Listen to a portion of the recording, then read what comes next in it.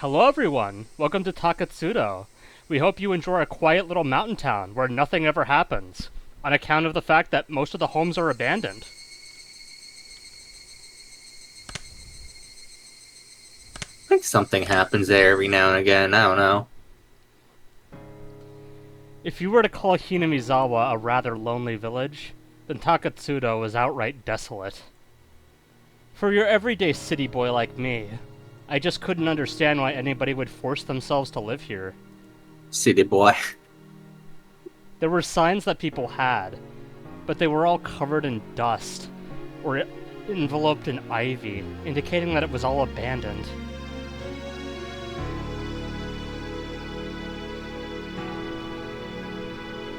Alright, this is me. People really lived in a place like this, didn't they? Alright, hold on. I actually should share a message from Oishi before we continue. So we have a message from Oishi today. I will just relay it verbatim. Gentlemen, I may be unavailable for today's session. I will not be arriving at the place I'm moving to until much later, as a result of the bus trip I was taking getting delayed by about 10 hours for some frankly pretty dumb reasons. I'll keep you all posted, but unfortunately everybody's cool uncle Oishi Hojo is without his air-conditioned car for travel. Okay, so who wants Oishi, because he is not here. I'll take him for the time. Oh, you're gonna be the repulsive fat man? I like the cheer in your voice, like, yeah, I guess I'll take him. Yeah, I guess I'll be the repulsive, can take disgusting him. fat man. In a fight, right? Well, it was a long time ago. A remote place like this was pretty rough for old folk to live, and the younger people probably wanted to try living in a more suitable place. If there's nobody left to take the reins, all that gets left is this. Even if I had no personal attachment to the village, seeing the disused buildings made me feel a little sentimental. It seemed that Oishi also felt the same way. Was the wallet found over here? The person who found it must have a good reason to come out to this desolate place. Yeah, there's some villagers who have a field out in the mountains here. They pass by here in the morning and evenings. The villagers who work in the fields walk by here every day? No way. They probably go as far as they can by car. So in the early mornings and evenings, they pass by here and just happen to find a single wallet? I guess so. They probably did. Where exactly did they say they found it? In a thicket just a bit further ahead. The person who found the wallet just happened to have some stomach cramps and was planning on using the thicket to do his business, it seems. It was there he happened to find it. Probably hoping there was some toilet paper in there. Well, he can use the money in the wallet to buy toilet paper, so... Well, he could use the money as toilet paper. That's true. Wait, why didn't true. I think of that? You're so smart, Saki. It is the yen we're talking about. Yeah, it's like... it's like worthless or something, I And don't it's, know. and it's in the 60s, right? You could probably take out like 1,000,000 yen out of that wallet. True. It'd be worth like $2 Well, US no, dollars. it would have been the 70s at this time, like late 70s. Inflation real? Because this was 1978. Because this would have been 5 years before, so yeah. Anyway, Oh yeah. everything about that story just seems a little too convenient. Right from the discovery of the wallet, I can't shake the feeling that something's off, like we're in some kind of visual novel. I expressed the feeling that I had from the start of the day, quite frankly. It seemed too good to be true, but it was unwavering proof. But it was too perfect. Sickeningly so. That was my feeling. You might actually be onto something by saying it's all a little too perfect. Meaning? The truth is, I heard a little something from a friend of mine in the 4th Division, where Oryo Sonozaki referenced the kidnapping of the minister's grandson. She referenced it? It's been several days since the minister's grandson has been kidnapped. Poor boy. It'd be nice if they let him go soon. It seems that old Oreo muttered something like that while on her veranda. And that little musing was conveyed to the various people working deep behind the scenes at the Sonozaki family. Right. I had heard something earlier from Sato-san, the informant. That when the leader Oreo had a concern, somebody in the family would be considerate. So, in essence, she gave the order to release the hostage? I see it that way. The wallet being conveniently discovered was just a ploy to hand the boy over to the police. Why would they release the hostage? Well, there's only one reason why someone would release a hostage, isn't there? What is it? They reached a deal. That would mean the minister promised to halt the Hinamizawa Dam project.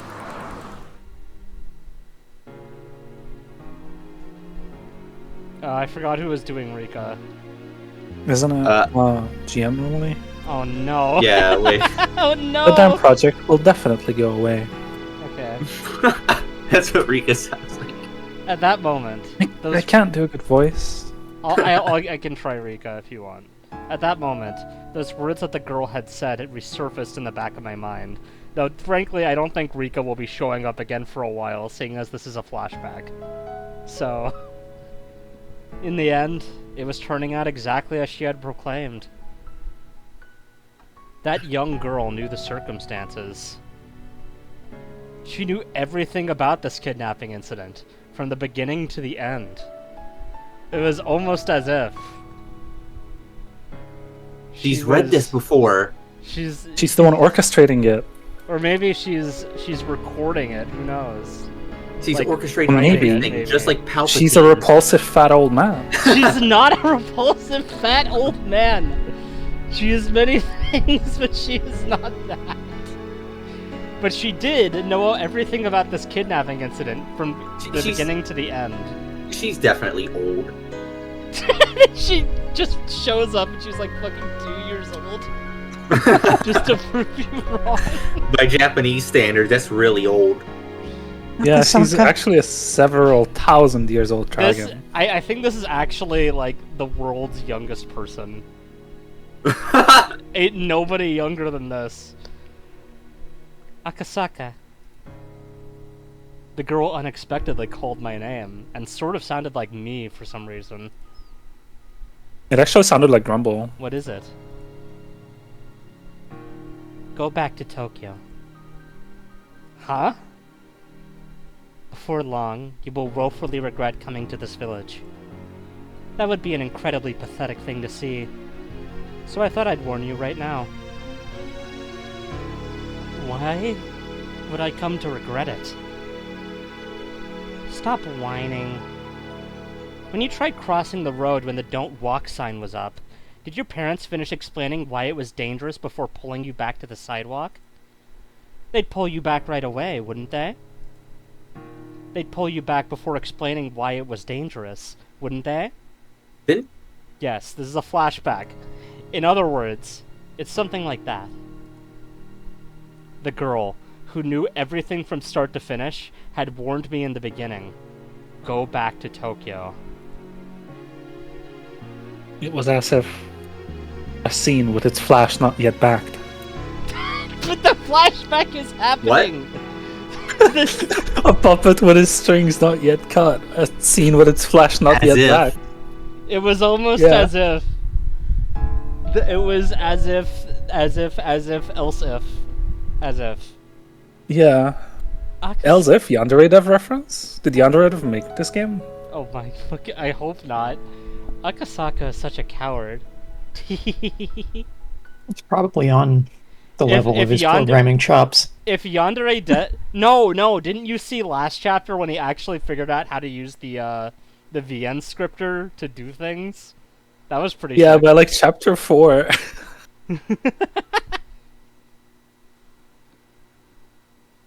It is really funny, like, how much more he used the scripting tools in chapter 3. We'll probably find a boy, but what happens afterwards will probably be a bit of a problem. How it'll be a problem, though, is something a single officer like me can't figure out. Wait, he's single? Noted. Yeah. He won't be taken until a few more He's years a- when Keiichi arrives to the village. She's a player. My fucking god. He has lots of bitches. Yeah, he plays lots of mahjong. This is true. Do you... He likes bunny girls, not Keiichi. Anyway, do you know There could be overlap.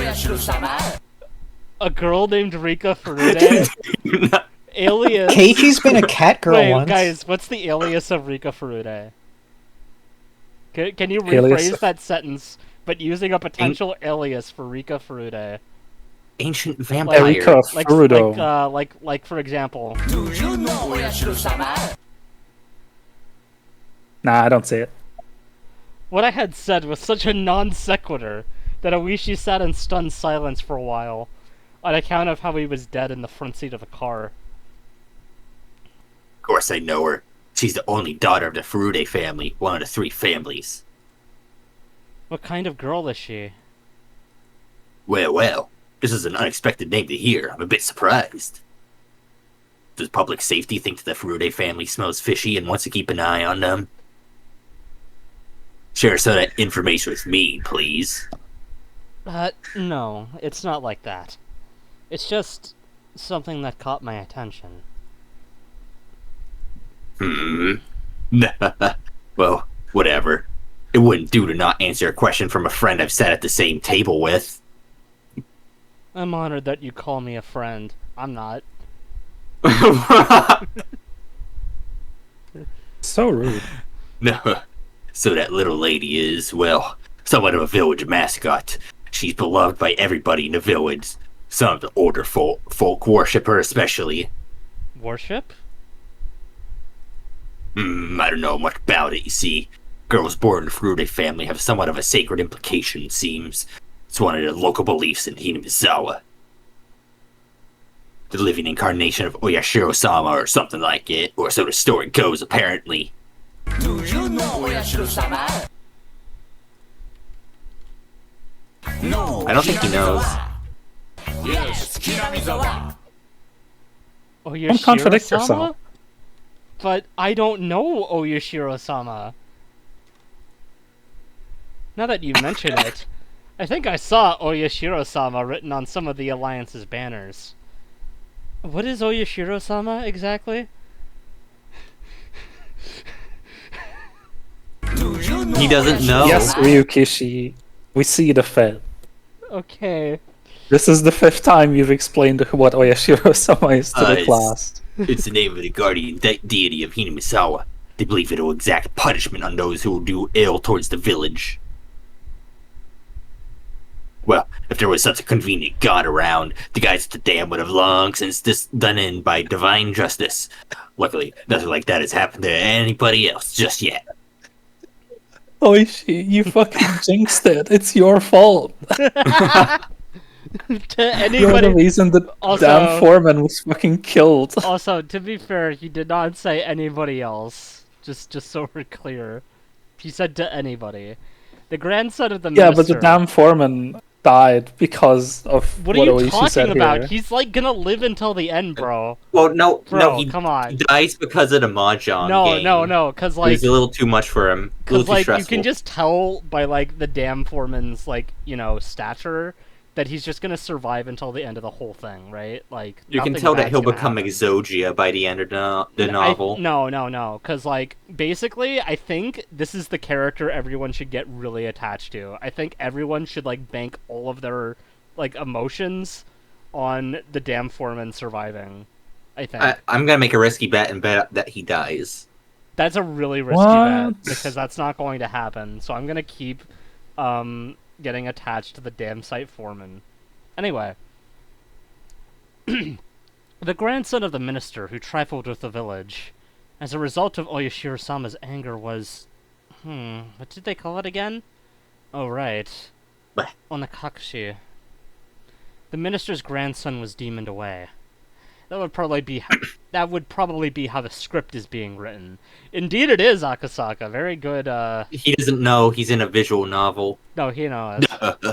I see. It would probably turn into something like that. Divine punishment wrought by Oyashiro-sama. Then the culprit is the living incarnation of Oyashiro-sama? That girl? Even I didn't know exactly what I was saying, but the fact that Oishi laughed it off was a bit of a relief. Oishi's joyous laughter was so infectious that I began to laugh like an idiot as well. He just called Oishi an idiot. That's another derogatory. Giggling like a term for him. schoolgirl over his crush. Oh, this is unusual. Oishi, after laying into the horn several times, rolled the window down and leaned out, waving his arm in an exaggerated manner. Oh, so he's one of those kinds of drivers, I see. It was a car headed the opposite way.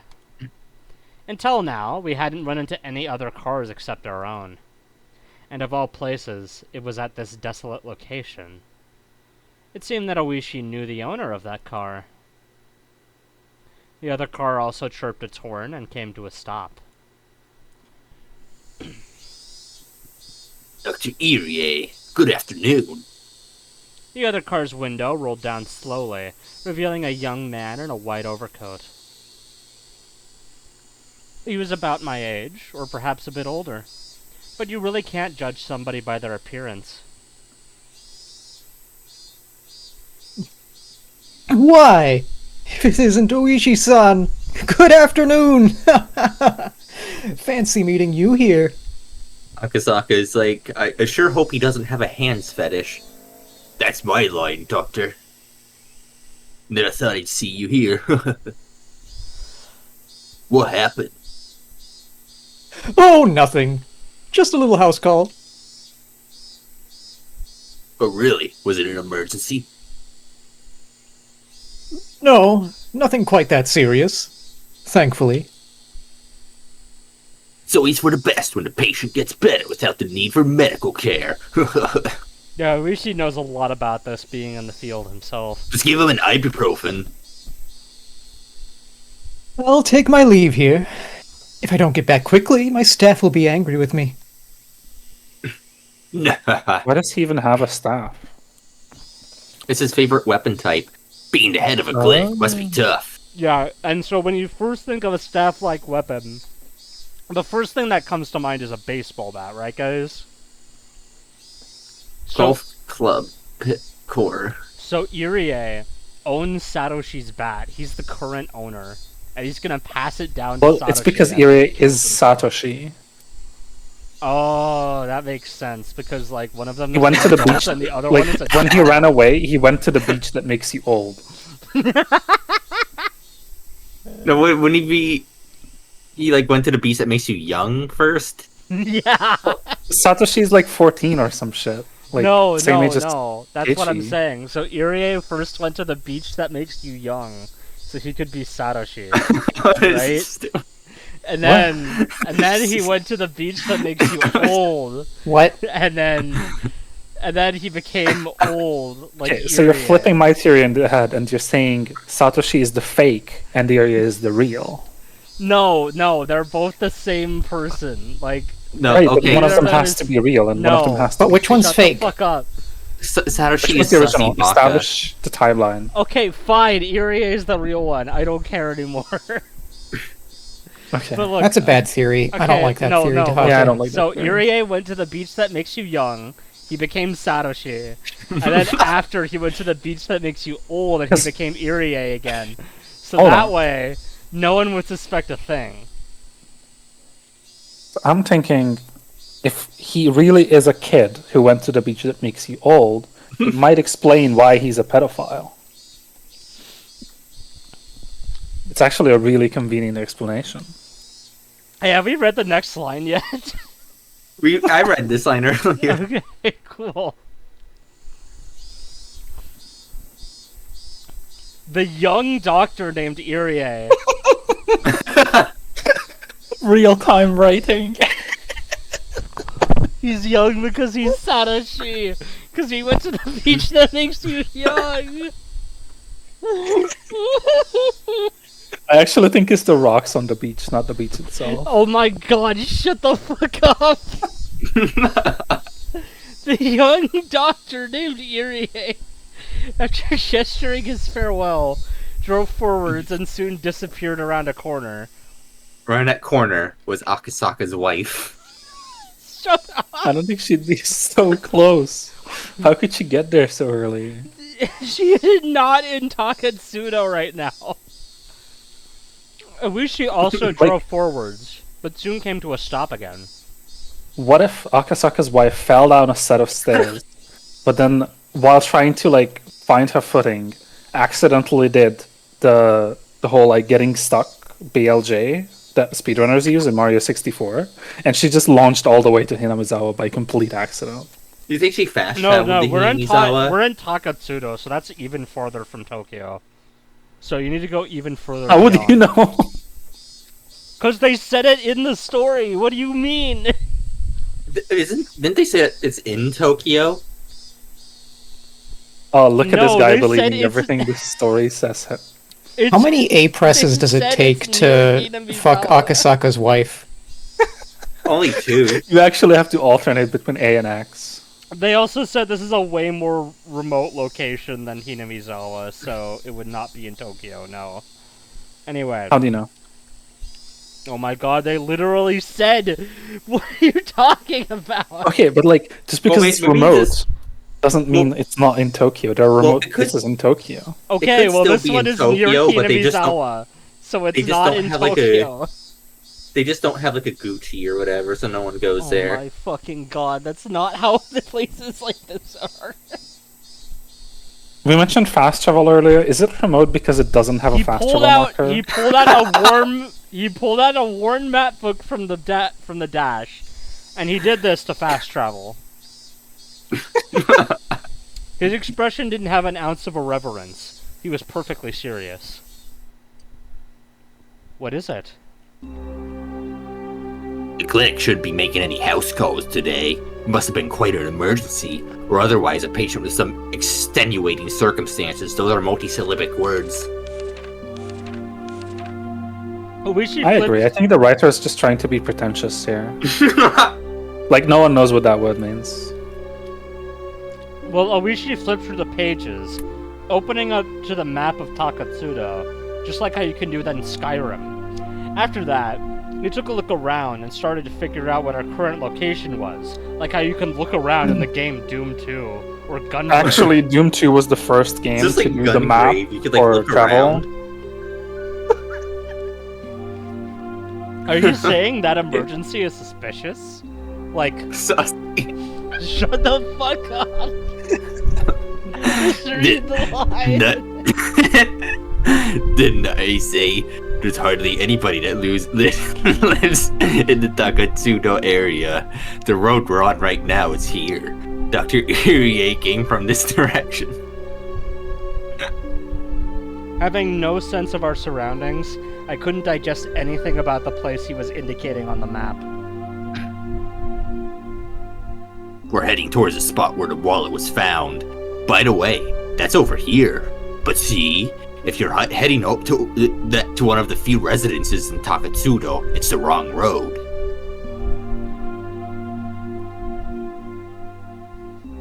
Meaning, Dr. Irie came from a direction where there are no residents?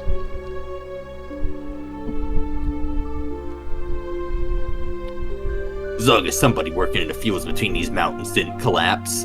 But if somebody collapses and you call a doctor, normally you bring them back with you for a more detailed examination. But just now, Dr. Irie said it was nothing serious, and it didn't seem like anybody was else in a car with him. Anybody was else? Yeah. I realized I said that, but I didn't want to draw attention to it. Well, too bad. Oishi didn't say any more than that. Apparently. I also said nothing more. Well, he said a lot about it. What can I say? I said nothing more. That doctor just now examined a patient close by. Only that. The noisy radio had suddenly gone quiet. The sky had just as suddenly turned an oppressive color. Purple.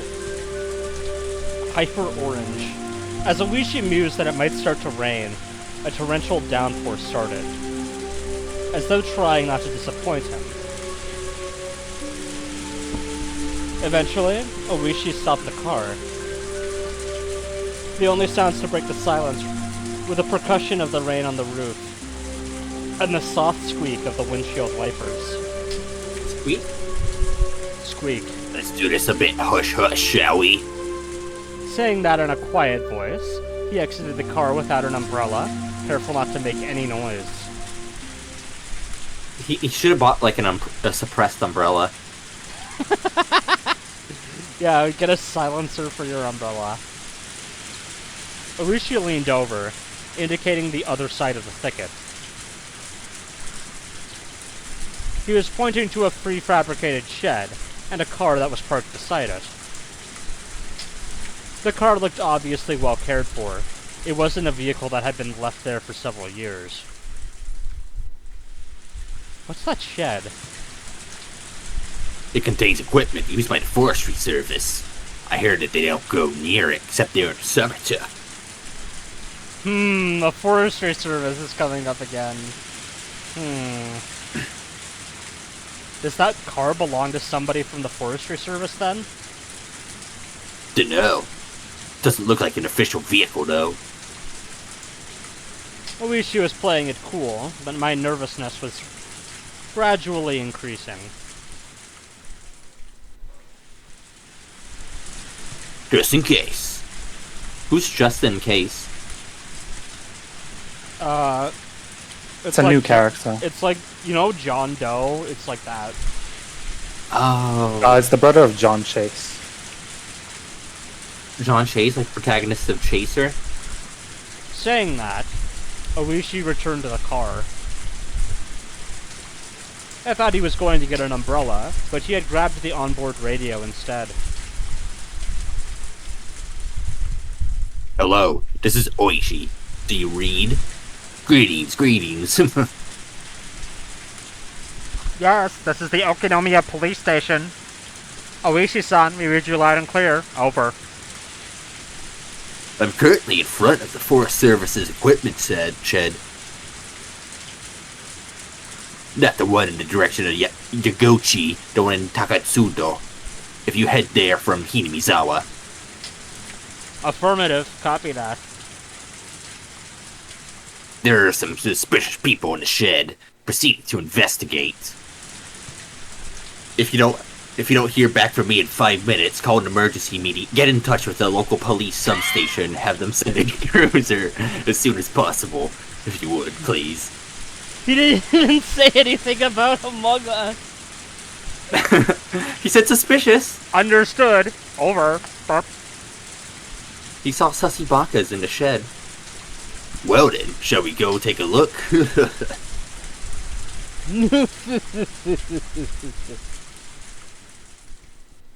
Since he was first confined here, he had heard the sound of a car multiple times.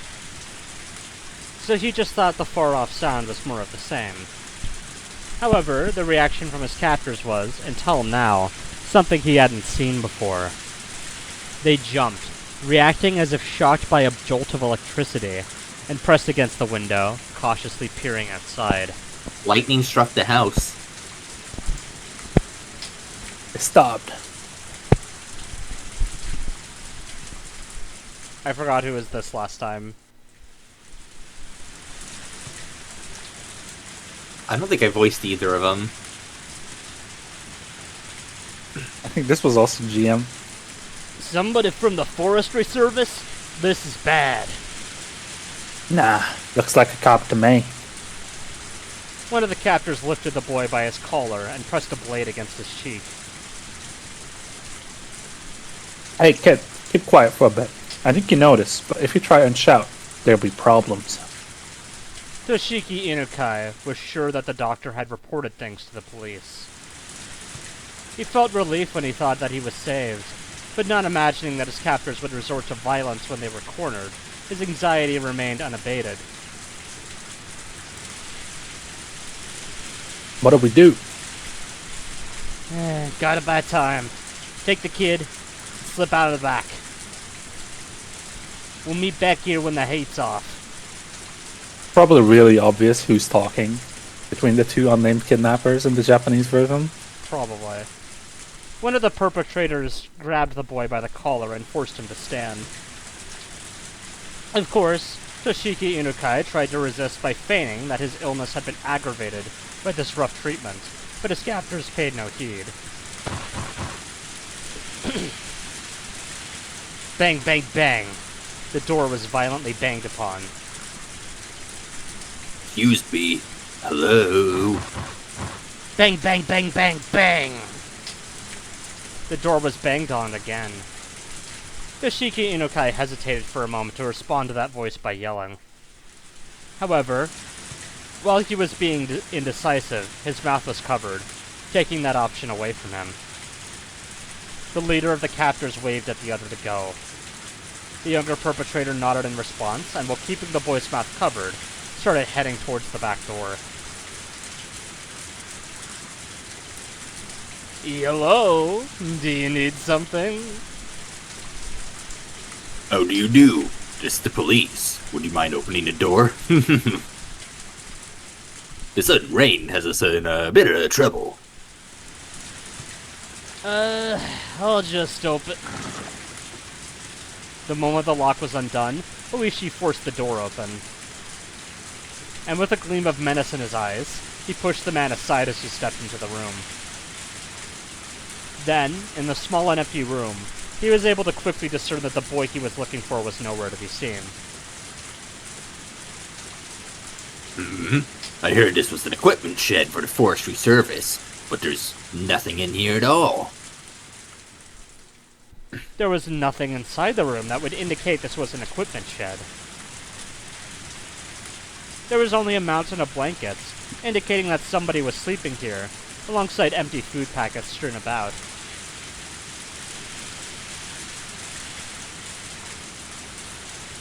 It's been empty for some time now. Never seen no equipment stored around here.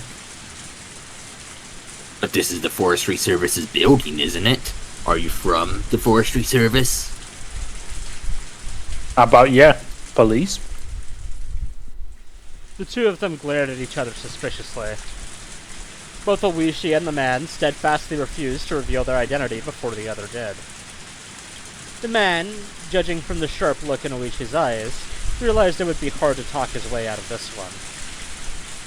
No matter what he said, the most time he could buy would probably only be a few dozen seconds. Maybe 1,500 of them. Only the sound of the rain filled this tense moment.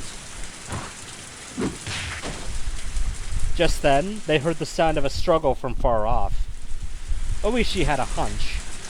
There was no doubt that Akasaka, who was circling around back, had run into the perpetrators who were trying to slip away. As Oishi thought that, the man in front of him reacted a moment faster. The man swung with an attack that was more intended to obscure Oishi's vision, rather than actually hit him in the face. Seizing his opportunity, the man aimed a kick at Oishi's groin without any hesitation. No more bunny girls for him. But he missed his mark and was unable to land that critical blow. Oh, okay. Damn. The man trying to pin Oishi. Yeah, he could God, have I fixed wish it his was me. bunny girl addiction. The man, trying to pin Oishi, grabbed him by the base of his neck with both hands and fiercely tried to push him down. Shit, now we're on the evil timeline. He didn't get his balls busted. Shut up! But, as Oishi fell backwards, as if kicking the man upward, he dug his foot into the man's midsection. With that leg acting as a fulcrum, the man was flung by the falling Oishi, as if by a circle throw. I'm glad that we're getting more battle nonsense. That's great. The two of them squared off in the pouring rain.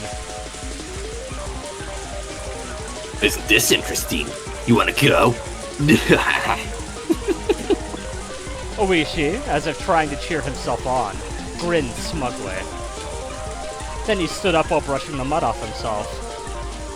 Even though he countered the assault, Oishi was getting up rather awkwardly compared to the man who he threw, who swiftly sprang up to his feet. Oishi-san! Hurry! Akasaka's voice rang out from the distance. Judging from the distress in his voice, he was already engaged in a fight, and wanted Oishi to reconvene with him. But Oishi's hands were full as well. Akasaka-san, sorry, but can't you wait a bit? The man raised both fists into a stance that hinted at him being acquainted with karate or some other form of martial art. He knows Aikido. Of course, Oishi, as an officer of the law, was decently versed in judo. He also had the moxie to have been through his fair share of fights before. Because of that, he could tell that the man in front of him was quite a bit better at fighting than he was. Ah, damn it. Thinking that this was going to be easy just because the order came from the Sonozaki family to release the hostage had been a big mistake. Like from Lenin 4. EOSD is actually the big mistake. That's what you should have been pointing out. No, there's a character in Lenin 4 that says big mistake, yo. You're pretty good. It's been a while since I got this worked up. Why is he a shonen protagonist? This is He's just gonna how charge up his Ryuki... super move. What are you This is literally just how Ryukishi writes fight scenes, okay? This is just how he does it. When do you think Oishi's Next gonna line. get It's the all fireball? shonen. Oishi Next line he's gonna say that it's 5% of his power being used. Oishi played off the situation like it was no sweat. Well, So hey, here's a theory about... do you remember the flags in Ume? Flag? Flag, you know? I'm not gonna say the full thing, but you know, Here, flags. here's like a... With like Virgilia, you know, flags. Oh, the towers. No. Anyway, I have like a theory about Oishi. The reason why he's so fat is that he needs that fat to cast fireballs. are you Wait, talking about hold how on a you second. need like grease in D&D or something? Can you explain your reasoning in that? Yeah, he's a That is greasy pretty- old man. What He are needs you his talking fireballs. about? He uses grease Oishi to cast, played cast off the the- fireballs. Oishi played off the situation like it was no sweat. His opponent, seeing his attitude, took that to mean that Oishi wasn't going to go down easily. The man wildly charged forward, attempting to grab Oishi. If the man manages a successful clinch from his low stance, Oishi would be tackled to the ground and end up being mounted. Ooh. Oishi Good takes the news. grab and goes into his Aegis reflector setup. It was something you saw often when children fought, but it really was a bad position, since you couldn't do much once you were in it.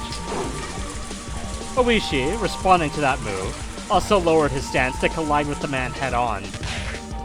The moment they clashed, Oishi grabbed the man's lapel? Lapel. Lapel. Shut up. I'm right. You asked it questioningly. I'm right. As he You yanked- asked it as if it was a question. You said the word like a question. As he yanks the lapel upwards, he smashed into the man's solar plexus with the elbow of the same arm. Solar plexus is like probably one of the best names for a body part, by the way.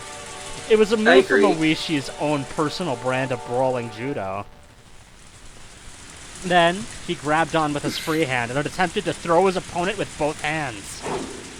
But the man lowered his center of gravity and swung his arms in a large arc, entwining them with Oishi's. Ooh. Entwining, you say?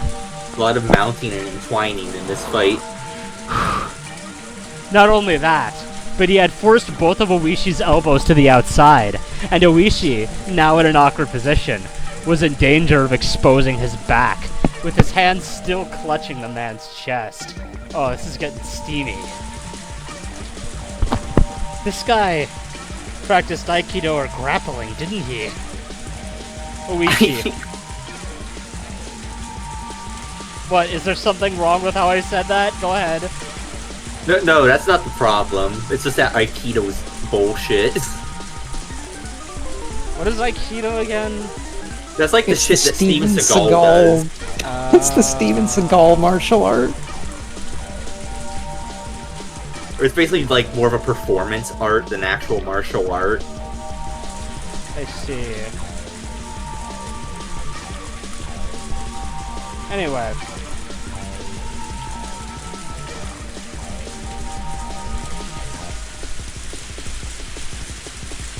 Oishi, cursing the fact that his fingers were twisted into the man's shirt and couldn't get away, released his grip. But he was still in the awkward position of being bent over. Jeez. And to top it all up at zero range, like the video game Zero Ranger, which sucks and I hate it in this EOSD review right now. Because we're recording an EOSD review. You know how it is. The man was able to read Oishi's movements completely as he tried to squirm his way into a better position. Squirming? Wow, what a bottom. And then took the palms of his hands and swiftly clapped them over both of Oishi's ears. Clapping the ears in any other martial art, except for self-defense, was basically forbidden. Karate and Judo didn't recognize it as a legal technique. It was that much of a simple and dangerous attack. Orishi raised both of his hands as he tried to reflexively clutch at his own ears.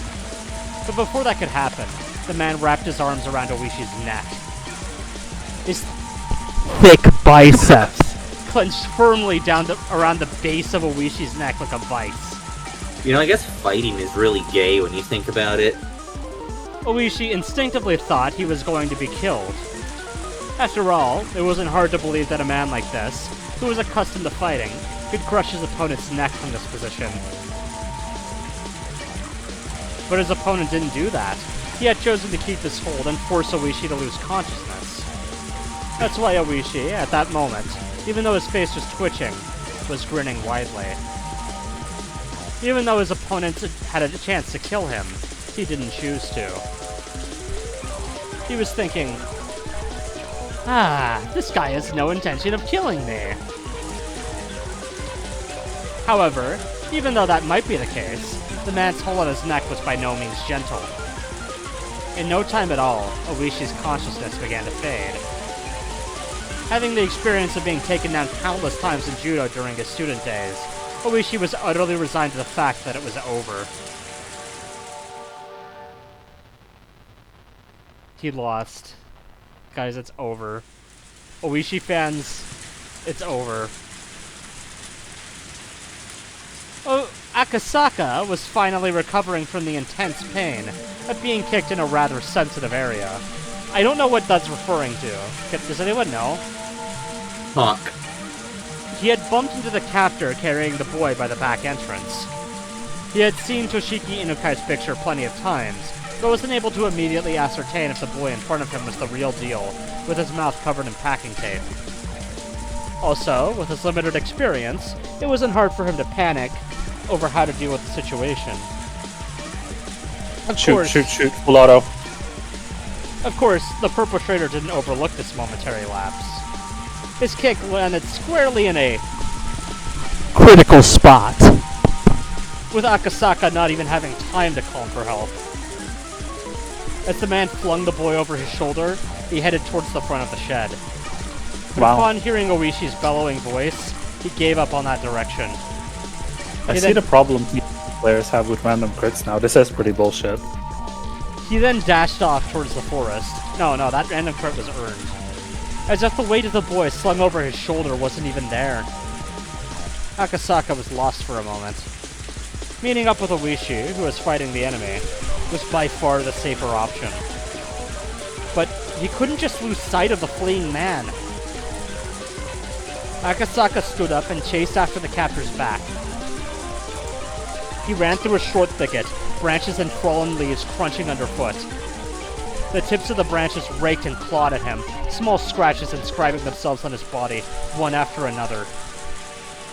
He kept on stepping into puddles and mud, and his shoes were soon filled with murky water. For Akasaka, traveling through this unexplored forest was, even though this was an emergency situation, extremely unpleasant. Stop! This is the police! As he said that, he regretted it immediately, as it was a waste of breath. There wasn't a thief in the world that would politely stop when told to by the police. To a city boy like Akasaka, running through this forest was an arduous task.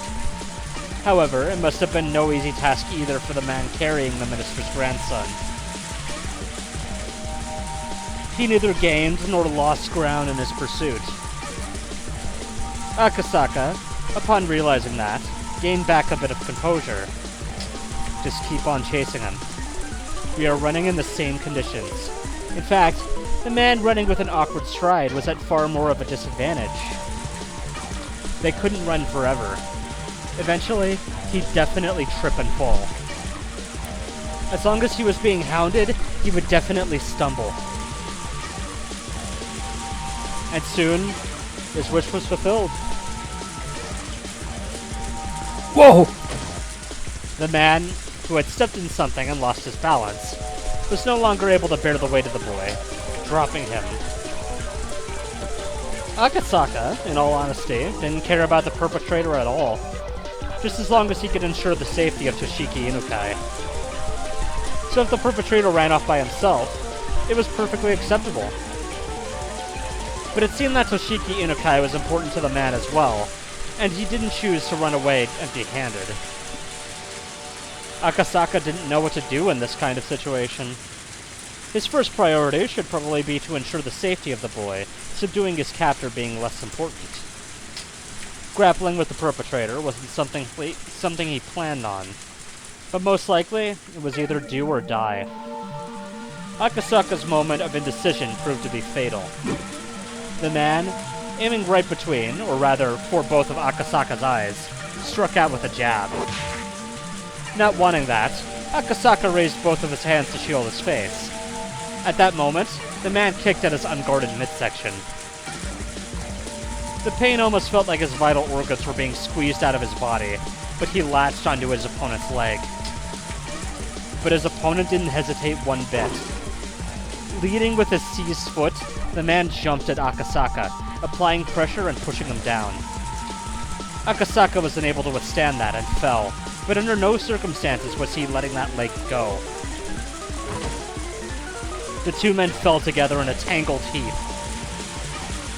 The man was desperate to pull his leg free from Akasaka, but having fallen in an awkward position, was unable to. The two of them rolled around on the ground, floundering about trying to gain an advantage. But Akasaka, who was holding onto his opponent's knee with both hands, and that opponent, who had complete freedom to move his upper body, were in two completely different situations. The man gained a positional advantage on Akasaka, who was still latched onto his leg and couldn't move away, and pounded full force on his head with both his fists. Not only that, he found a rock nearby and beat it against Akasaka's skull. Thwack, thwack, thwack! Are we in a bad ending? The difference between being hit with a fist and being hit with a rock was vast. Akasaka quickly thought of letting go of the man's leg, to free his hands to protect his head. But if he let go here, the man would get away. If he didn't dig in here, everything would be for naught. The boy he was trying to save was right there. He was going to save him and go back to Tokyo. If he could just do that, then it was goodbye to this freakish village. Bam! Crack! Thud! Without looking, I could tell my forehead had split open and was gushing blood. But What do you mean without looking? How do you look at your forehead? shut up. But I didn't let go of the man's leg. How could I? I won't let go. He actually, we've never mentioned it until now, but he actually has like eye stalks. Oh. Okay. When the man That makes sense for why his wife doesn't love him. When the man realized that no matter how much he beat my head, he wasn't getting away, he used both of his hands to grab my throat as if to crush my windpipe. I pulled my head back as a slight form of resistance, but it was of no use. The man's hands enveloped my neck and began to crush it like a vice. It was less about the pain of not being able to breathe, so much as it was choking so hard, I felt like I was going to throw up. I felt like my stomach was going to turn itself inside out. But I could only endure it. Damn it, damn it, damn it! My throat hurts. I won't let go. I can't let go. I didn't want to be here. I wanted to resolve this and go back to Tokyo. Go back to Tokyo and talk to Yukie all about our unborn child. We were going to talk about our bright future. I was one day from retirement, and I had no intention of loosening my grip. However, it loosened just a bit, and the man's leg came free. The man kicked as hard as possible, and I tumbled backwards. My head was spinning, and I was unable to get up right away. No, I couldn't even put strength into getting up in the first place. Even so, I couldn't back down. If I let him escape now, this chance would never come again. Even just catching their scent was nothing short of a miracle. If we weren't able to get the minister's grandson back here, then there wouldn't be another chance. The man tried to drag the boy by his feet, but the kid was displaying some unexpected resistance, allowing me to get up unnoticed. I grasped the rock the man had just beat me over the head with. Now it's my turn. Yeah! I don't know how to do that. The rock should be able to supplement what meager strength I have left, adding more than enough power to my attack. My fist, still wrapped around the rock, dug into the side of the man's torso. It seemed like it hurt him quite a lot.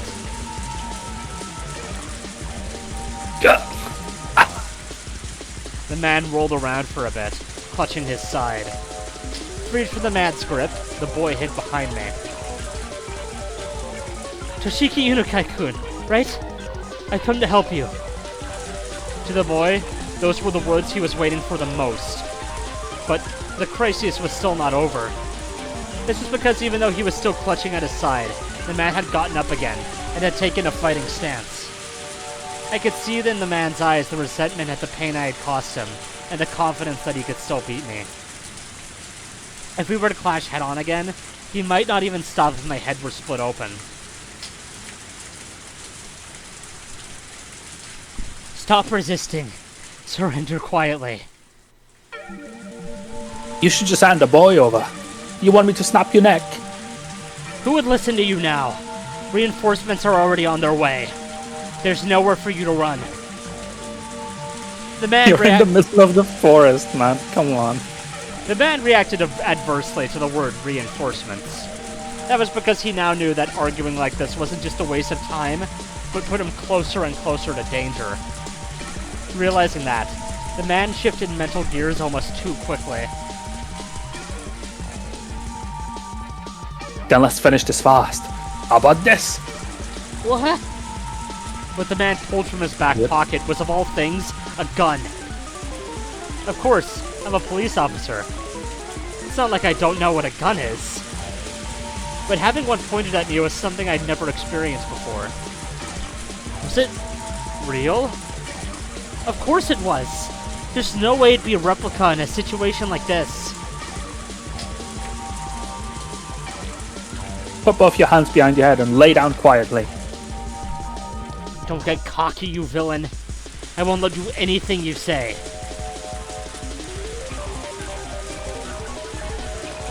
Stupid idiot. Do you know what this is without me shooting you with it? Those first three words are what I'm saying to Keiichi all the time.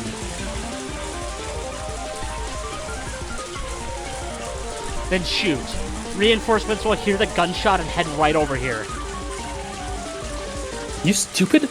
We're in the middle of the forest, and on top of that, it's raining. They'll never hear a thing. As long as he still held that gun, no matter how much I yelled at him, I was at a distinct disadvantage. But I still had a fighting chance. If I were in his shoes, instead of wasting time yelling at each other like this, I would just shoot him and take the boy. That was the fastest, and would suppress any sort of further resistance from him. But the man was demanding my surrender without having fired a shot. meaning he either didn't want to shoot or couldn't. In other words, the man in front of me was soft. If I could buy even just a little more time, the factors that would lead to my victory were numerous. Oishi was probably on his way. And the reinforcements we called for before coming here should already be well on their way too.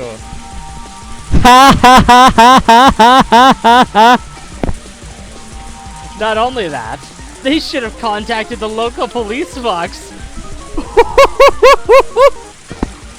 Without a doubt, somebody stationed in the village would be here much quicker than that. Chat, I don't think he knows. Chat, I don't think he knows.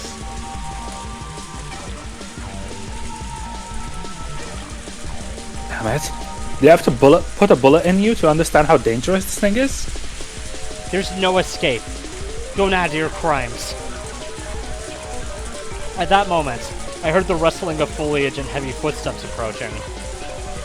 If Oishi was coming here, it was a whole new ball game. A ball game, you say? The man couldn't have more than one gun. Oishi-san! Over here! Over here! Huh? I had thought that time was on my side. But I failed to imagine that the enemy could also have reinforcements. You could tell the man who had just appeared was one of the perpetrators just by looking at him. What you doing? Yeah. If you don't hurry up, the police will get here. Stop lollygagging. Damn it. What happened to Oishi-san? Ah, that chubby fellow? No, this is a different one. Because this is No, the guy it's who the beat same up one as the Oishi. last reading. No, because this is the same guy who beat Oishi up. Ah, that chubby fella. He's down for the count. He is? Damn it. The boy, sensitive to the impending danger, curled up behind my back. How could this be? Damn it!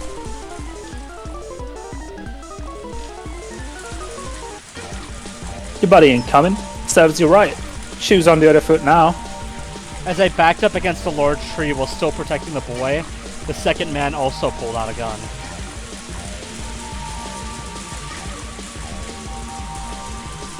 Won't be saying this twice. Put your hands on your head and lie down. I refuse. Bang. As I shouted in protest, blood erupted from my left shoulder. It took me a few moments to register that I had been shot. Compared to the ones from in movies and TV dramas, the first actual gunshot I heard was simple and mundane. In fact, the sound was more akin to the small fireworks I used to buy from the corner store as a kid. But there was no comparing the pain. It is a fear you only knew after you've been shot. Did he never go to a shooting range? As a police officer? I don't think he got shot at the shooting range. Right, but he said a sound. Like, he's never heard a gun before? Maybe he was wearing earmuffs. I don't know. Are police even trained to use guns in the in Japan? Yeah, I mean, Oishi mentions I mean, shooting at apparently the range. these ones are, so... My advice would be don't worry about it. Did Inukai even have a line before No, this? he did not. Sir, are you okay? Are you okay? The boy, in his confusion, tugged at my clothes, agitating the wound even further. I wanted to put on a bold face and reassure him, but my voice was hoarse and had the opposite effect. I'm alright. I've already called for backup. There'll be a full squad here soon.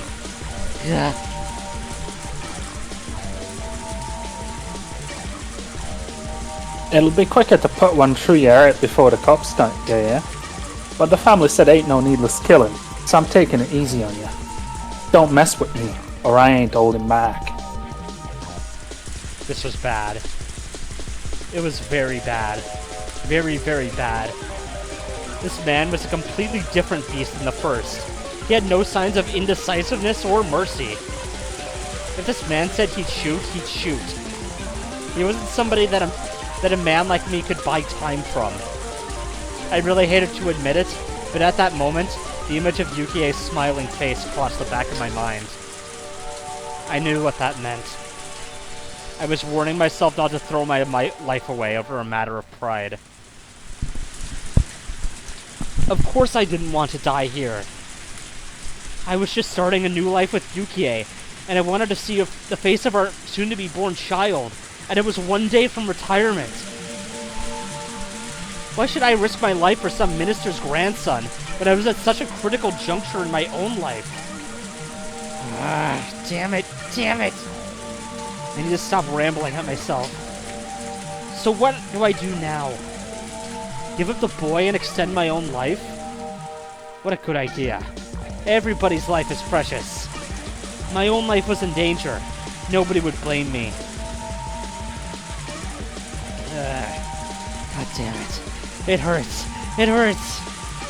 If I had known it would be this painful, I wouldn't have played the tough guy. My biggest miscalculation, though, was that the sound of the gunshot was far quieter than I had imagined.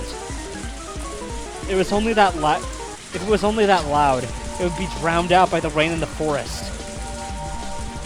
It wasn't something that somebody far away could hear. Oh.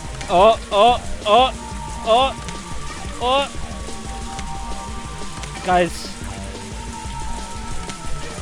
So, no, this is pretty short. What do we do? You choose the wrong one.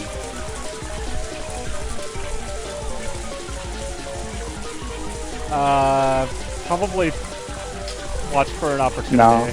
Yeah, watch for an opportunity is the... Shit. I can't afford to die in a place like this. I need to survive and return to Yukie's side. For a moment, I catch a glimmer of hesitation in the eyes of the man holding the gun. This guy's unsure about shooting at me? So, if so, maybe if I jump at him now, I could...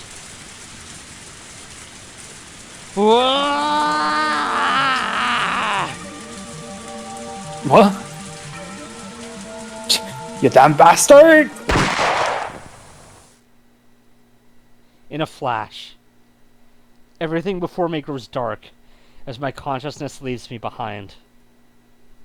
It was only after my body temperature rapidly came down and a burning sensation in my chest turned numb that I realized I had been shot.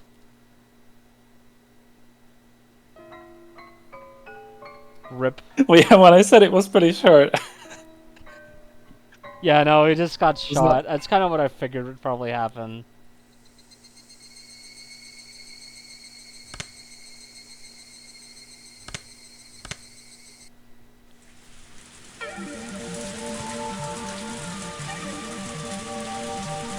Damn it! Wait, just wait. I don't want to die. And I don't want to kill you. As long as you understand. Don't shoot, okay? Don't shoot. I have a wife waiting for me at home. I don't want to die. I won't shoot as long as you don't yell or nothing. Just quietly put your hands on your head and lie down. Will you really? Will you really?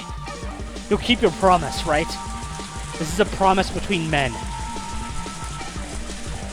I will. It's a promise between men. Promise between men. Keep your promise. Keep it. I'm going to get down on the ground, okay? I'm getting down. I'll keep my promise to stop pointing that gun at me. You're still thinking of shooting me, aren't you? You want to shoot me, don't you? When I get down on the ground, you're just going to shoot me in the back of the head, aren't you? He made a men's agreement. I won't. Fine. I'll put it away. Put the gun away. It's a promise between men. Is this guy actually stupid? Yes. There. No problem now, right? Yay! He's back! Yeah, absolutely. I forgot what voice I was doing for him. Yeah, absolutely no complaint. I like the implication this has on the bad end that he just wouldn't fucking do anything. Okay, to be fair, he did show up like a few seconds later, so I don't know. If we had tried that bad end a few seconds later, it probably would have been fine, actually. Anyway. Maybe.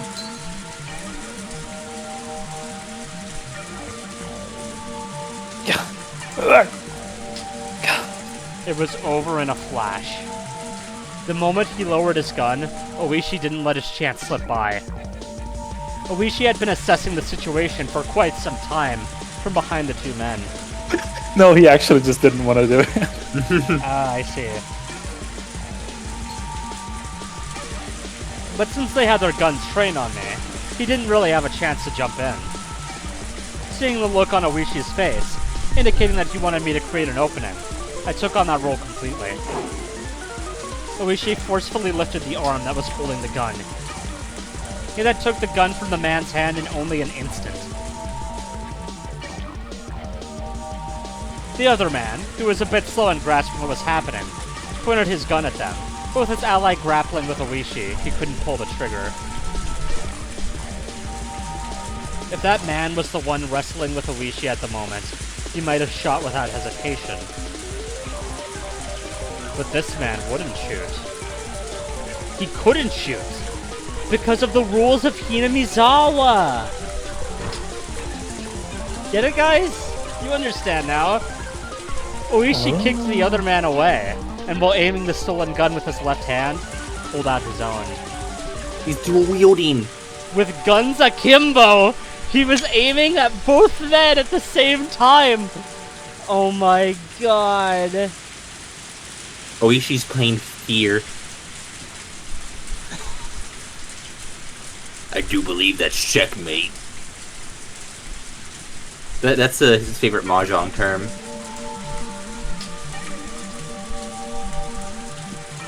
Yeah, that's my favorite mahjong term. It was perfectly played, because he said checkmate, just like in mahjong. But, heedless of the guns pointed at them, the man shouted "Scram!" as they scattered away at full speed.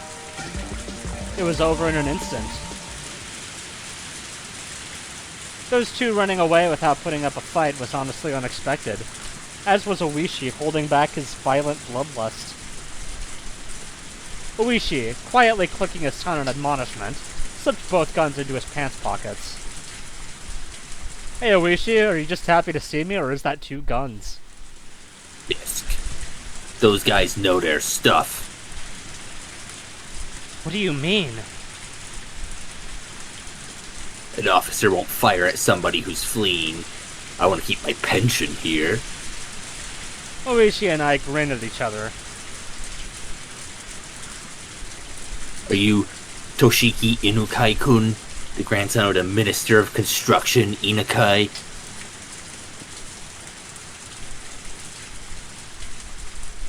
Yes.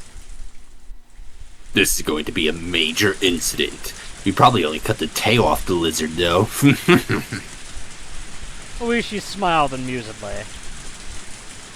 The fact that the Onigafuchi Guardians, or rather the Sonozaki family behind them, was pulling the strings was apparent, but proving it wouldn't be easy. And, with apologies to Oishi, this incident was unlikely to go public.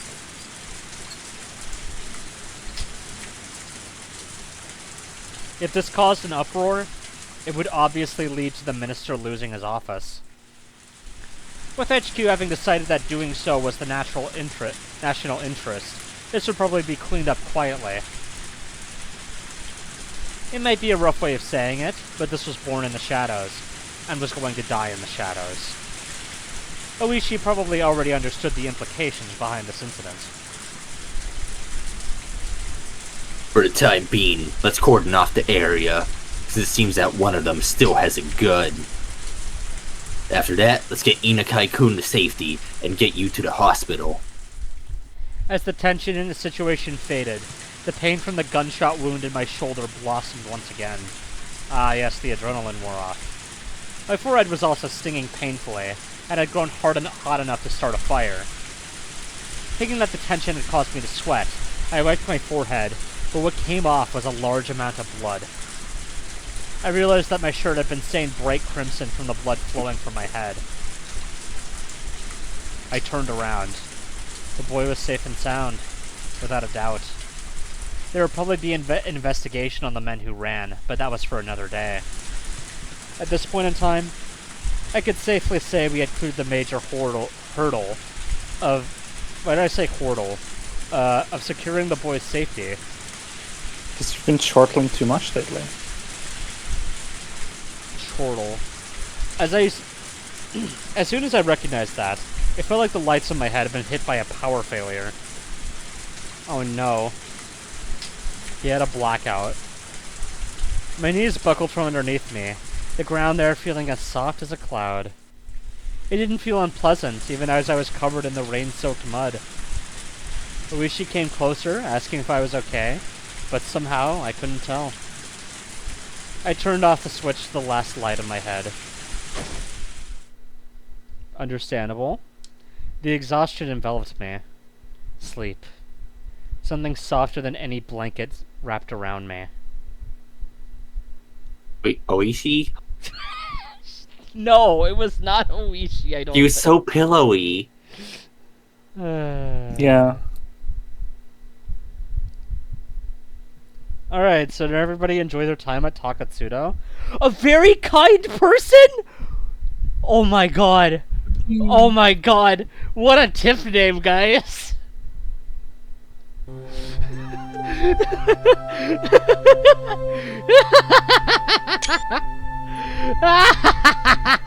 We won't explain what makes this funny. Well, you see, Well, we'll see who this is it about was a very first. kind person. Because, like, this is either about Irie or Takano, most likely. And depending on which of them this is, this will probably be funny in a different way. Anyway. Patients admitted to the hospital can only accept calls at fixed times. That's why she wouldn't be receiving a call from him today. Yesterday, she had teased him that he got lonely easily, so he might have struggled with the idea of calling her sooner.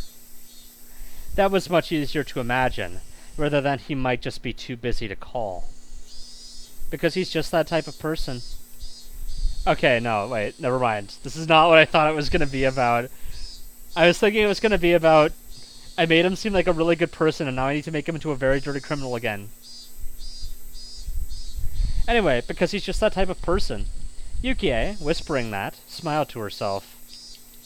The announcement that visiting hours were over, played over the hospital intercom along with some music. She exchanged pleasantries with the family of the patient that was staying in the same room as her. Probably eager for his mother to be discharged, their small child was wearing a beaming smile. That child's mother was pregnant in the bed next to mine, with what may be their new brother or sister. They were probably ready to burst with expectations, dreams, and worries of having a new sibling. The joys of a growing family. Bathing in those warm feelings, I stroked my own belly, which had grown quite large. I had talked with him about... Oh, it's about Oishi. No.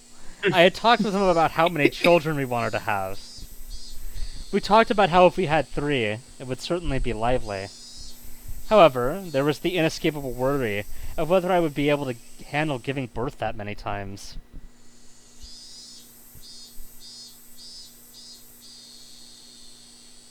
Wants to be Yukie. There isn't a mother out there who would hate to give birth because of that worry, though. Yeah, all women love to give birth. It's like their favorite pastime. Yukie, smiling as she said that to herself, gently stroked her stomach. The Metropolitan Public Safety Division. The place where that man's sense of justice had led him. That person was actually a very gentle, very fragile person. He didn't talk much about the specifics, but I didn't think he was suited for the assignment he was on right now. But as long as he said he was going to try his best, I'd watch over him warmly. Actually, should Yukie be narrating this too? Because this is her inner thoughts, I guess. Your father, you see, is a very hard worker, you know. Coochie coochie coo. I don't think Yukie talks about herself in the third person. Okay, fine. I'm just gonna go ahead and assume that this is probably Brunkhostel again. Anyway, Yukie seemed to be enjoying I think you're herself. nutty. Are you fucking kidding me? Did you not see the tips we've had earlier in this chapter? I think you're You nuts. cannot call me crazy you're for saying that hallucinating. Brunkhostel I think you is are involved hallucinating. anymore. You cannot do this. Anyway, Yes, I Can can. and I will. Yukie seemed to be enjoying herself as long as she talked to her own, or as she talked to her own belly. At that moment, Yukie suddenly became concerned about something and looked out the window. For the record, I guess if Brunkhostel does show up, I can probably voice them. If they're gonna keep doing narration bullshit like this. Anyway.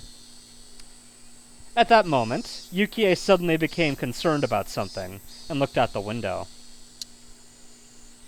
It used to be this time. Long ago. She remembered that when she was little, around this time, in the countryside where her grandmother lived, the Higurashi would fill the air with their chorus. This was the middle of Tokyo. Unlike the countryside, you couldn't hear the song of the Higurashi. But for some reason, at that moment, Yukie felt she wanted to hear that song.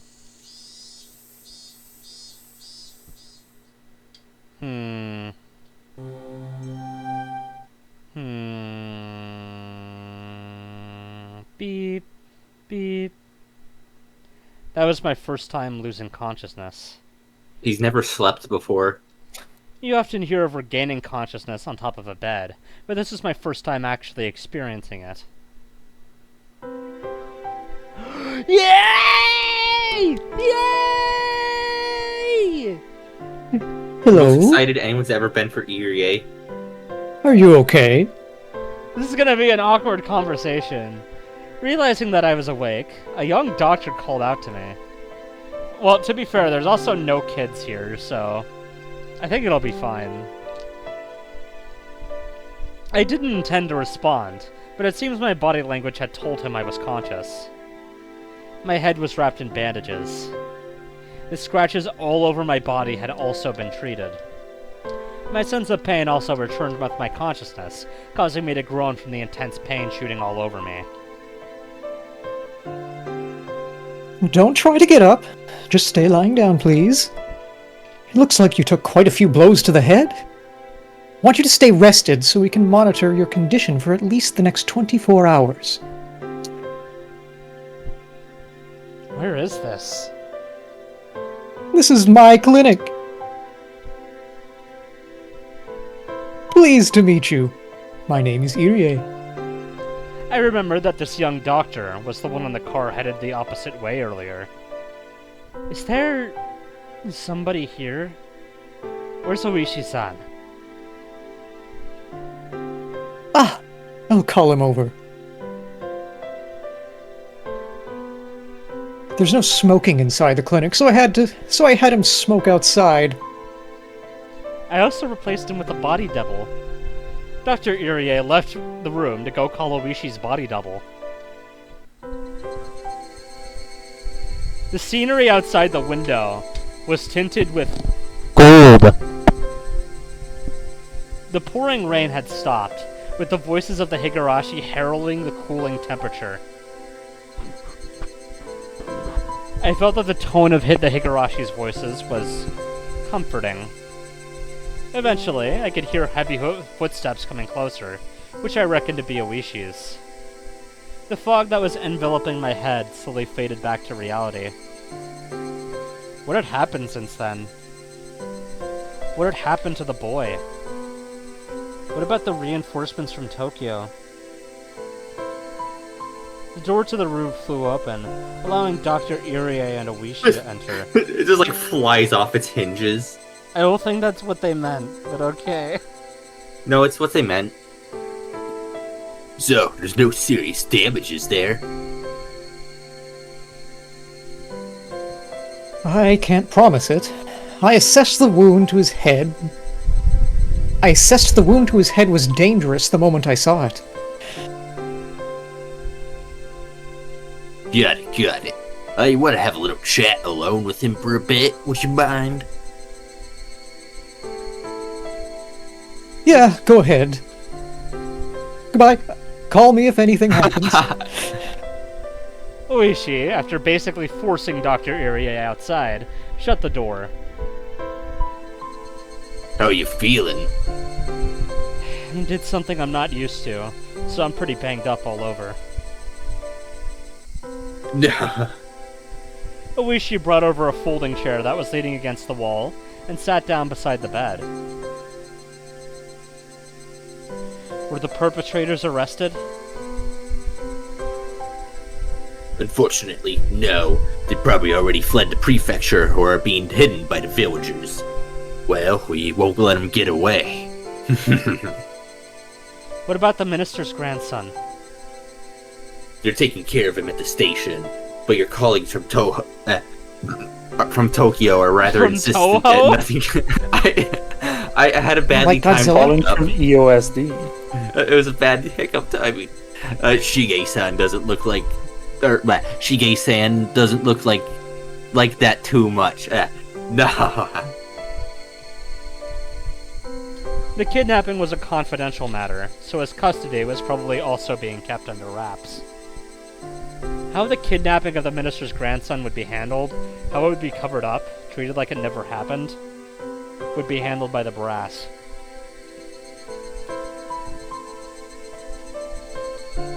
If this case ended without the nation going into an uproar about it, then our job had been done.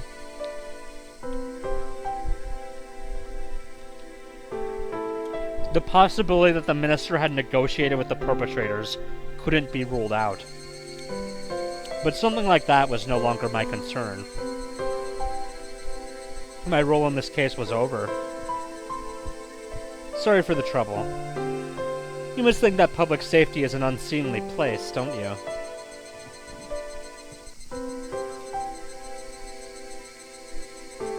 No, we all work on the government's dime. Oishi laughed boisterously. When we first met, I was somewhat prejudiced against Oishi.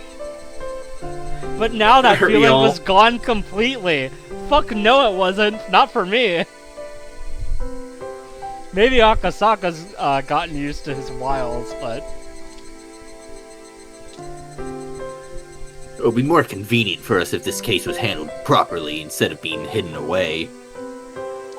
That happened, we would be if that happened, we would be able to have something to go at the Sonozaki family with, since they are behind it all. Well, if we just start poking around, we'll get all sorts of pressure put on us, though. What a mess. Are you going to continue the fight against the Sonozaki family after this? Ha ha ha ha ha ha! Nah, What? There's all sorts of dark rumors swirling around but it's not like I have a personal grudge. It'd be wise not to step on any toes here. What? I'm sorry, what? Could just He be changed lying. his mind. Huh? Oishi's never told He lying. changed his mind? What? Nah, never mind. What a crazy fucking detail to drop this far into the story, by the way. What? Like, it's just clearly not true though. Like, he's still doing it. Fucking 5 years later. What? The real curse that Oishi's curse to forever investigate the case. Honestly. And forever be fat. That's true, that And is a curse. And old. And disgusting. And disgusting and repulsive. Doesn't his face just look so punchable, guys? No. It looks pretty kissable though. Shut the fuck That's up. what Keiichi said in the original timeline. That's what Akasaka's wife said. No. Oishi laughed happily, and I couldn't help but laugh along. Oishi is saving himself for the bunny girls at the cabaret club. First of all. I mean, Akasaka's That's wife where is one of she them. and yeah, that's where she and Oishi met. Oh. Oishi laughed happily, and I couldn't help but laugh along. Oh, that's right. There was word at the station from the prefectural police. What a crazy fucking detail to just Your skip right on colleagues. by. Your colleagues arrived at Nagoya and are driving up here right now. You've got your battle scars, so you're being recalled to Tokyo, apparently. That's how it's shaking up. Good job. Yeah, but don't you want to stay for the Congratulations. Nagashi night? Your work in Okinomiya is safely over.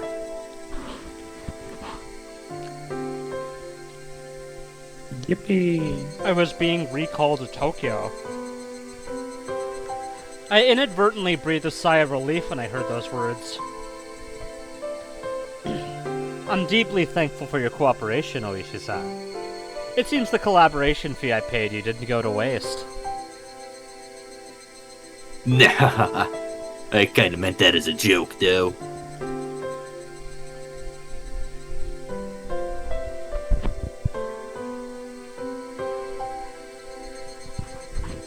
Oishi took out his wallet, casually pulled out several large bills, and jammed them into into the breast pocket of my shirt.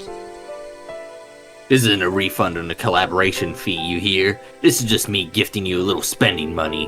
The booze around here is pretty good. Use this to buy yourself a little souvenir. Oishi flashed me a grin. If your injuries turn out to not be too serious, call me before you head back to Tokyo, will ya? The old man and Sato-san said they'd like to sit at a table with you again. Oh my. Can't refuse that, unless it happens to be after Watanagashi night, at which point the old man will be unavailable.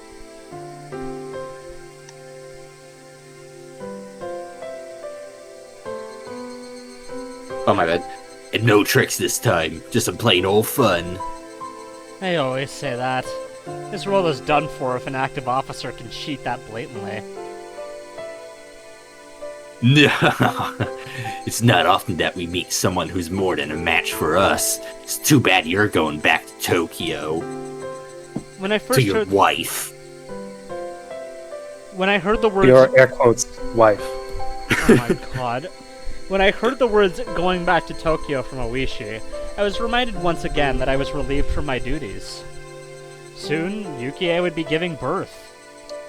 It might still be possible to attend the delivery that I had at one time given up on. When I thought that, the pain from my injuries became trivial. I wanted to hurry back to Tokyo and see Yukie at once. Can you pretend that your injuries are a bit more serious and hang around Okinomiya for a bit? I can introduce you to a few nice places. Of course, won't make you pay for everything. Whoops. I thought I skipped an extra line there. I did not. I'm terribly sorry, but I'll have to take a rain check on that. My wife is due to give birth any day now. I want to hurry back home.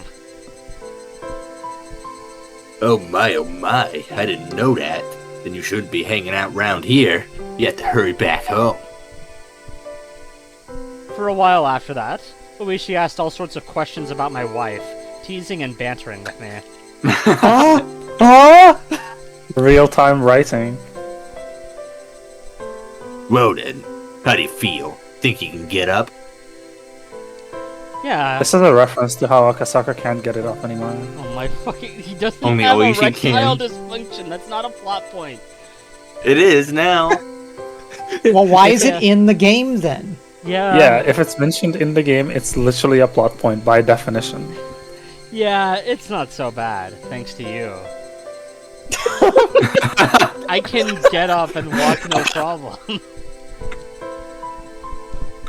can get up and watch, no problem. Like No. No. from the cock stool. Cuck stool? Yeah. They don't even give him chairs anymore. They're just no back? Just... Yeah. So you're also being You're leaning tucked out of a forwards good anyway. chair in this circumstance. Exactly. That's part of the appeal for Akasaka. I stood up and shuffled around for a bit, which seemed to amuse Oishi, insanely enough.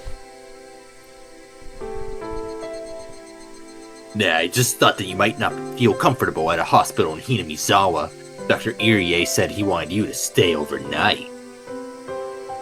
But we still It's have a love triangle. perpetrators. For the time being, this is enemy territory for you, after all. Wolfenstein enemy territory reference. Are you saying this hospital isn't safe? Well, Dr. Irie is somebody who's well regarded in the community. I don't think anything will happen while you're here, but I'm more worried about your mental health. I had relaxed a bit now that things had progressed this far, but it was exactly as Oishi had said. When I realized that this was enemy territory, I suddenly felt uncomfortable. With leaving being the only thing left for me to do, the chance that I would come to harm was logically fairly low. But that didn't mean I was completely safe. That's right. If I'm just going to be lying down, then doing it in a hotel bed won't be all that different. Right. I also think that's for the best. At that moment, I caught a glimpse of the clock over Oishi's shoulder. It was the evening. The hours when I could call Yuki at the hospital were almost over. I wanted to tell her as quickly as possible that I would soon be back at her side. I want to call Yuki at the hospital.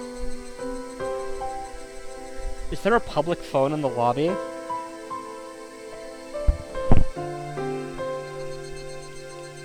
I will never forgive you guys if Akasaka being cucked is an actual plot point. Anyway.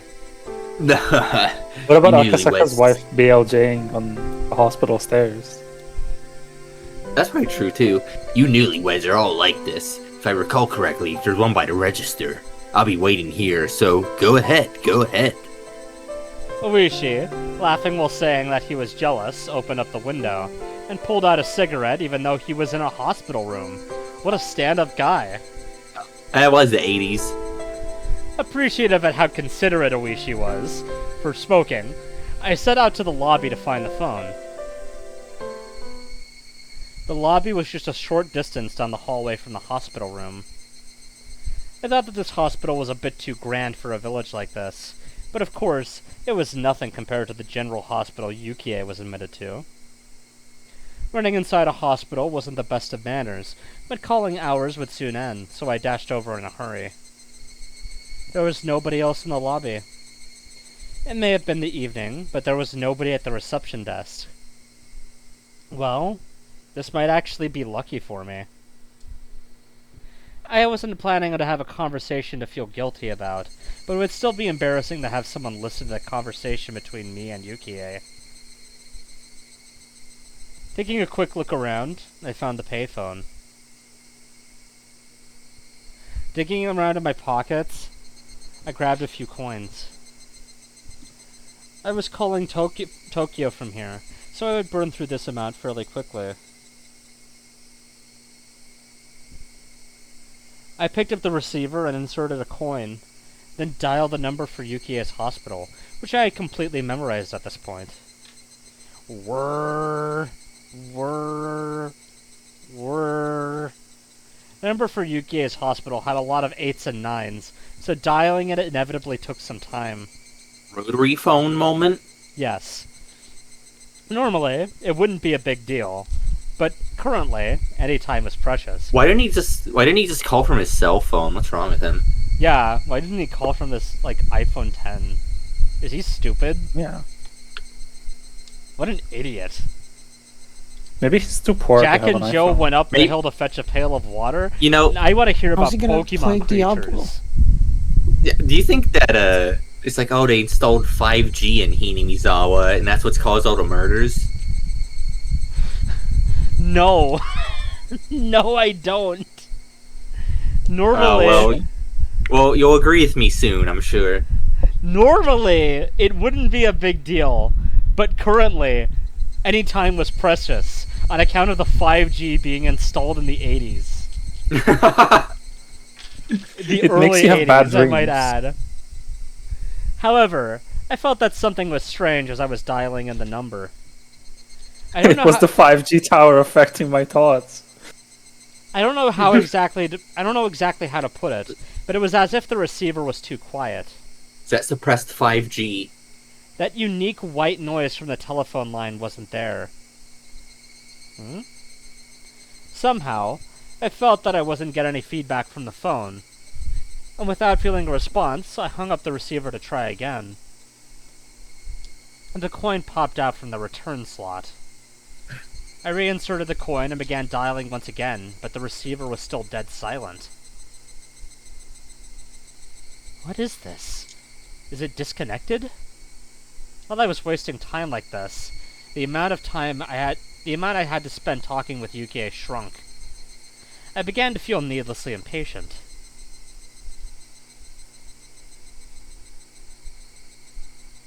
Excuse me. I felt the presence of someone on the other side of the glass, so I called out. There was an immediate response, and a man who seemed like a pharmacist came over. Who wants man who seems like a pharmacist? Yes, how can I help you? Pardon me. This phone seems to be acting a little strange. Could you take a look at it? The man came over and tried various things with the receiver pressed to his ear. Come to think of it, this was someone who worked at the hospital, not someone from the phone company. Just as I didn't know much about phones, neither would he. Huh? What's this? The man held up the cord that connected the phone to the wall. It was cut, wasn't it? Yeah. It was completely severed. That'll be a good screenshot for a thumbnail, I have to say. Just it was completely severed, no context. I've heard that phone cables can just do that on their own. The phone cable just did that. The phone cable, the phone cable caught the virus and Without it killed love. itself. It cannot be severed. It got swamp gas inside it, so it had to kill itself immediately, and that's why the cord is like that. It was completely severed.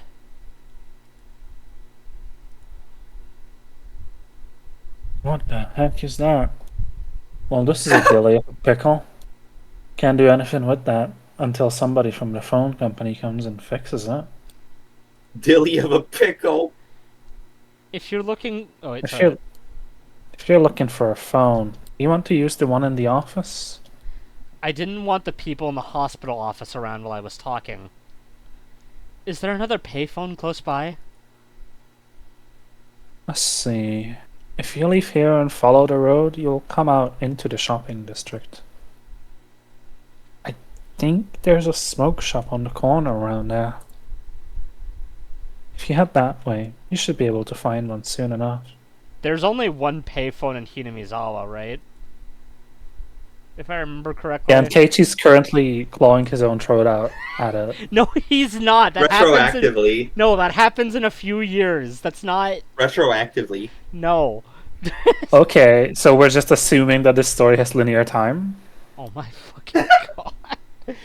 This is not a But- time travel story. I am confident. Doesn't right have now. to be, but if Hunt Down the Freeman doesn't have linear time, that raises the Hunt question, Down the why Freeman does have linear time. It's just complete bullshit.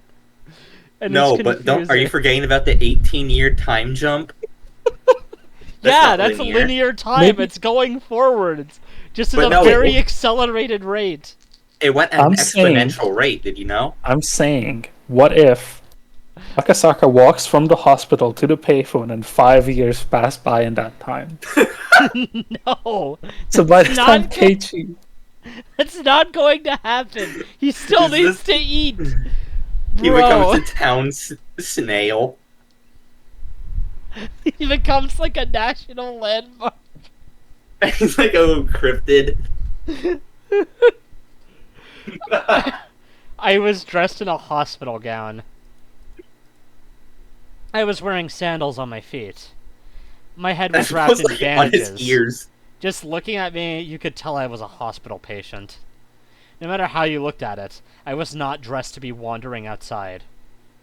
But that's where the impetuousness of youth came in. Choosing the chance to talk to Yukie for even a little longer, I headed outside in my current state. This has never ended badly in anything ever, I'm sure. What do you guys think? He says the impetuousness of youth, but I've seen way more like half-naked old men on the streets. Oh, Oh, like Oishi. I suppose so. I wish Oishi was half-naked wandering around the streets where I live.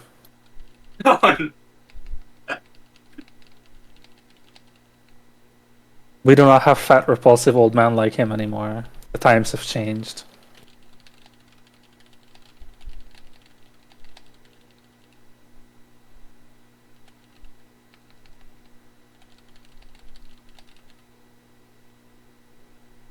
Mr. Host? Yes, I'm here. Hello. I was just waiting for for everyone to calm down a bit. Choosing the chance to talk to Yukie for even a little longer, I headed outside in my current state. Follow the road to the remaining shopping district. Should be able to find one soon enough. With only these 2 lines as my guide, I ran outside the gates of the hospital. In that fit? Damn. Yeah, he doesn't say anything about changing, so... Just to be clear, he's That's outside. what the last 2 lines That's what the whole were. fucking last several lines were about. Were they? What the fuck have you been reading? Dripless Akasaka? Like there's no Gucci in Hinamizawa? No, he doesn't talk about changing here. What are you talking about? No matter how you looked at it, I was not dressed to be wandering outside. Yeah. But that's where the impetuousness of youth came in. Yeah, so he really is just going outside in this. That's Yeah. awesome. Yeah. Yeah, I understood. we already knew that because of I the... understood the point. I'm just surprised he's actually doing it. Good lord. He just said he was gonna. Okay, that doesn't mean he actually does it. He could be like, you know what, I realized that was a terrible idea. Yeah, So I I'm put not on some gonna clothes hunt first. the Sonozaki family. Yeah, I think I've given up on that. Anyway, with the village nestled in a valley, when the sun set, it Nestle? got dark quickly. No. The sparse streetlights lit up enough to start attracting moths. Like... Oh, like the Like in Hollow Higurashi. Knight? The Higurashi! Oh my god! The Higurashi, knowing the time for their chorus was soon at a close, redoubled their fragile cries. The Ryukishi, knowing he was writing in real time, redoubled their efforts. Hi Ryukishi, if you're listening to us, say hi in the next several lines. Finding the payphone wasn't as easy as the person at the hospital had suggested. Was it still up ahead? Did I miss it already? Was I just getting further away? Or farther away? I thought it, You know I what, thought they you're... said was I getting fatter away? You know, you're right, Ryukishi, we should get this back on track. Just as I was about to be crushed by the wave of uncertainty towering over me, I found a shop on the corner with cigarettes written on a small sign. That was where I found Takano. My joy spurred me onwards. Just as I had heard at the hospital, set next to the counter of the cigarette shop was an antiquated payphone. Wow, almost like a towering cloud in summer. No, nothing like that, actually. That's not... Those Look at the two last things line. aren't even a little bit alike. It Look at the doesn't- last 2 lines. It doesn't say... It doesn't say, like, towering over. It just says set next to. It's not... It does say a wave. I wasn't wearing a watch, so I didn't know what time it was. Okay, look at the size of the store and tell me you think that a payphone booth is larger than this. What? No, just look at the size of the storefront of the picture he chose. and then look at the vending machine on the right side. Well, yeah, like a payphone has to like fit like 6 foot tall people in there. This building is definitely taller than 6 feet. Look I at don't the know. size of the How can you vending be- machine. How can you be certain that this isn't like a Smurf village that he's wandered into? I'm going to Yeah, fucking it might kill be everyone Lilliput. in this room. Oh my god. Is Hinamizawa Lilliput? It'll be a Higurashi reference, guys. Do you think Oishi is Gargamel? I wasn't wearing a watch, so I didn't know what time it was. I probably didn't have much left, though. Foreshadowing is a Shit. literary device. Foreshadowing is a... Anyone else hear that ominous bell tolling, by the way, or is that just me? Sometimes foreshadowing is relatively obvious. I probably didn't have much left, though. But it was enough. Just as long as I could tell Yukie my job was done, and I would be coming home soon. Picking up the receiver, I slid a coin down the slot. But I felt that something was strange, just like at the hospital. Even after inserting the coin, the phone showed no response. I hung up the receiver and tried putting in the coin one more time. But there was absolutely no response. This phone was dead. Just like how I was going to be dead. Just like I was going to be a towering cloud in summer.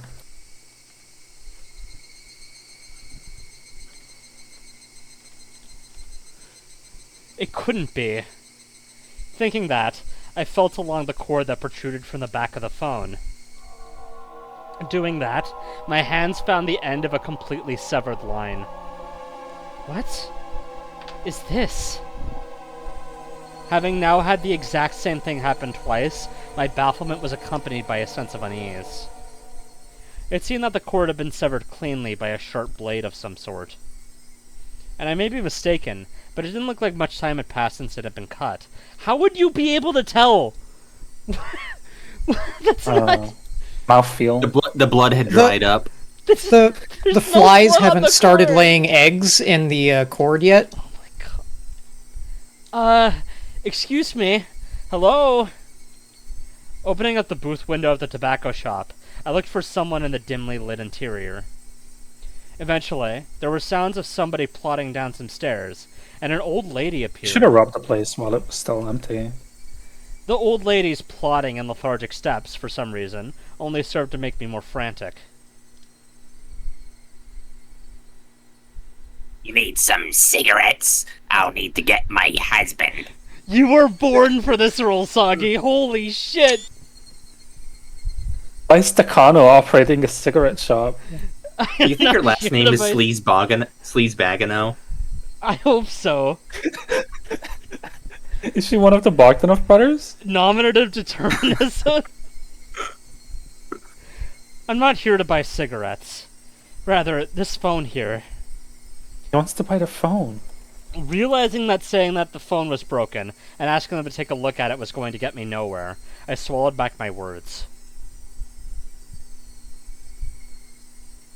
Sorry, it seems that this phone is broken, and I was wondering if you could tell me where there's another payphone. The old lady moved her jaw up and down slowly as if chewing on the meaning of my words. It seemed she wouldn't understand until she had digested things thoroughly. So, the phone is broken. That's a dilly of a pickle. You should try another payphone. You missed that one. Try another. Uh-oh! Uh-oh! Uh-oh! What did that It has the guy same say phrase. earlier? It It's is a dilly of a exact same- pickle. Well, that's a dilly of a pickle, don't you guys think? I think so. The old lady directed me to another payphone that seemed quite a ways away. Her way of telling me Yeah, I wonder- was so long-winded that I inadvertently started to get impatient. At that moment, I spotted a clock in the dim interior of the shop. The minute hand was just about to point straight up. Even if there was a phone right here that I could use, I would only be able to tell Yukie good night with the time I had left. On top of that, my destination was a remote payphone, which I didn't know the exact distance to. If I was of a normal state of mind, deciding to give up the phone today would have been the natural thought process. But at that moment, I had become somewhat stubborn for some reason. Unable to use the phone in the hospital, and coming out here, and still being unable to use one. There was no mistaking that I had become quite insistent on using a phone.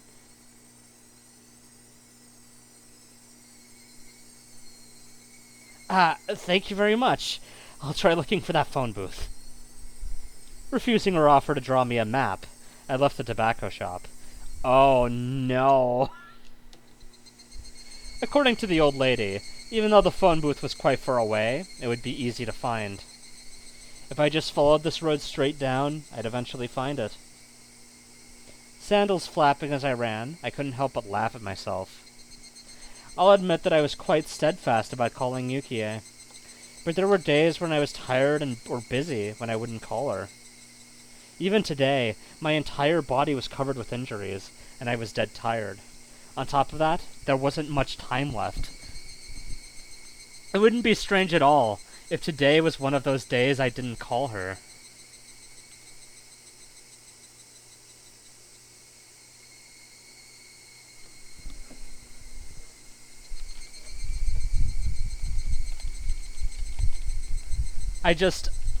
Wow.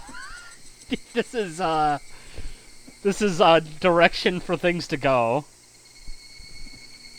But You were dead tired?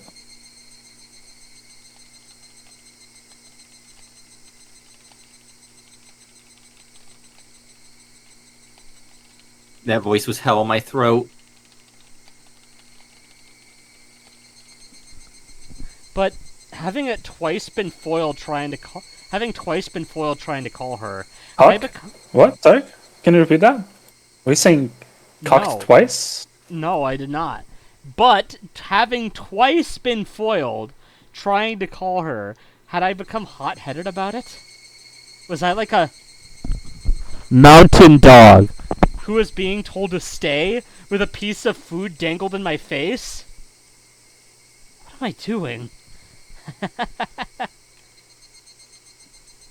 Even so, I somehow couldn't quell the uneasy feeling sitting in the pit of my stomach.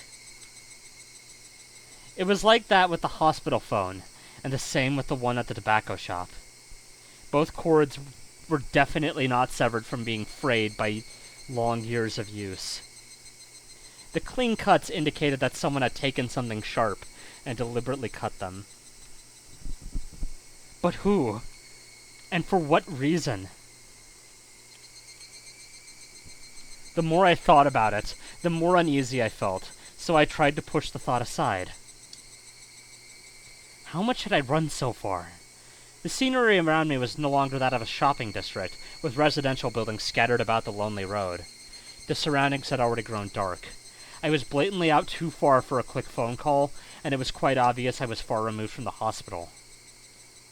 I recalled the clock, and I saw it at the tobacco shop. I might almost be time. I had run for quite a bit, so my breathing had grown quite ragged. If I had just wanted to hear Yukie's voice, I should have just thrown my reservations and borrowed the phone in the office. I regretted it a little. Well then, was it about time to give up? Just when I thought that, I saw the light in front of me. I had finally found it. It was a phone booth. It seemed that the light in the phone booth had recently been changed, as it shone with a vivid white light. Although in the gloom of Hinamizawa, it was nothing more than a gathering spot for moths. Hey, isn't this the road where Tomatake got killed again? Guys? What do you mean again? It That hadn't sure happened is! yet. It sure is that road! Although in the gloom of Hinamizawa, it was nothing more than a gathering spot for moths. And this is the only other phone booth in the area is. Ergo, this But- is where Keiichi will kill himself in a few moments. In any case, I had finally found it. As my hand touched the door of the phone booth, I was breathing and sweating heavily.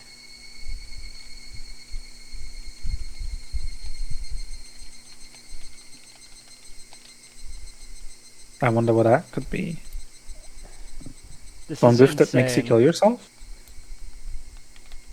The phone booth situation is crazy. It sure is.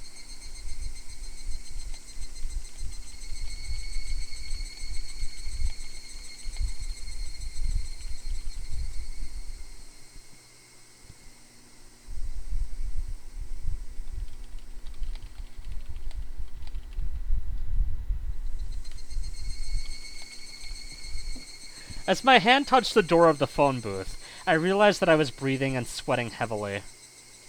I didn't know what time it was right now, but even if for just a moment, I might be able to get in touch with Yukie. Since I had spent all this effort in getting here, turning back without even giving it a try was out of the question, even though I was on, like, the shadiest possible road. Before I picked up the receiver, another wave of uneasiness watched over me. I was worried that this phone cord might be severed as well. How was the cord in this phone booth? Squatting down, I followed the bundle of cables as they ran along the corner into the ceiling. At a glance, nothing was out of the ordinary. I ran my fingers as far as I could along the line to check it out. The only thing they found was a thick layer of dust. Nothing out of the ordinary. I wondered if it was popular in Hinamizawa to cut the cords of payphones as some sort of tasteless prank. It might be prudent to talk to Oishi-san about this later. Even if it was nothing more than a prank, it was still a vandalism of public property. In any case, this one was fine. This time. This time, by that he means in this timeline, confirming that this is in fact a time travel story. I love that the only phone booth that works is the one that's on the road where Tomatake-san dies every chapter. That's just great.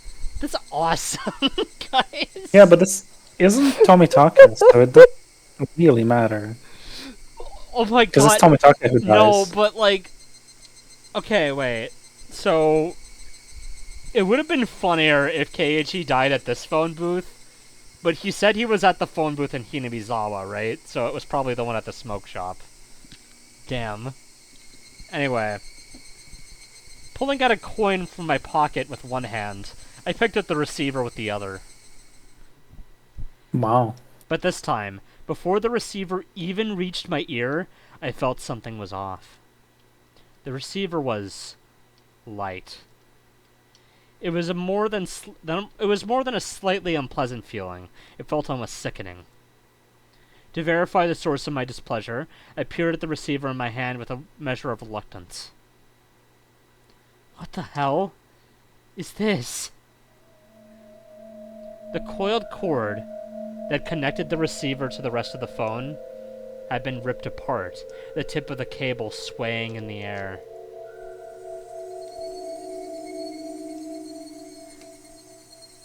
Oh, that's great.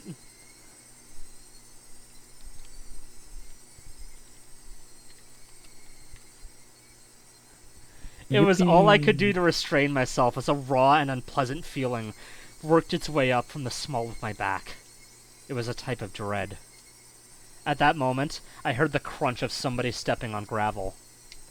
The light was reflecting off the glass walls of the booth, leaving me unable to see outside into the darkness. I steeled myself and stepped out of the phone booth. The inside of the booth was lit with a strong light, which might have made it warmer in there. Just by stepping outside, I could feel a chill wash over me. And there was the silhouette of a person. A small silhouette.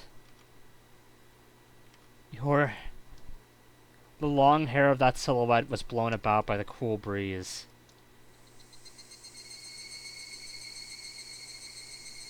Uh-oh. Uh-oh. Hi. Uh-oh. Hi, Rika. How's it going? You've been doing alright? Fancy seeing you out here. I'm sorry, but I just need to, I need to test out my new running shoes. Later. See ya, Rika. It's really important that I test out my new running shoes right now. Anyway, go ahead, Rika. Weren't you, Rika? Was I? Oh, wait, yeah, you didn't want to do it. Okay. I was criticized for my Rika voice. Oh, okay, you can do it if you want, just... Were you? No, I'm not particularly attached. Okay. Injured people shouldn't be sneaking out of the hospital. I just like the idea of just Rika sounds just like a man. Somewhere in my head, I knew who this girl was. I didn't have any basis for it, but I knew that she was that girl. Right, Akasaka? She, Rika Furude, said that almost like it was a warning. Does anyone else want to take Akasaka if I'm doing Rika for the scene? I'll still do the narration, but... Yeah, why not? Did you do this to the phone card? Her expression remained unchanged, and my question was left unanswered. In other words, no response. Regardless, I felt that she had affirmed my suspicions. Why would you do something like this? Why? The last word had a tinge of anger behind it. I frantically tried to smooth things out, but she didn't seem very afraid. There's nothing that can be done. Huh? I interpreted her words as meaning that I wasn't going to be in time for calling hours at the hospital. But, thinking about it, that would have been a strange thing to say. Why would she know about something like that? I could take what she had said to have any other meaning. She just stood there like a mannequin, not even moving an inch. Almost to the point that if the wind wasn't occasionally rustling through her long hair, there would be the illusion that time had stopped. That's a hard line.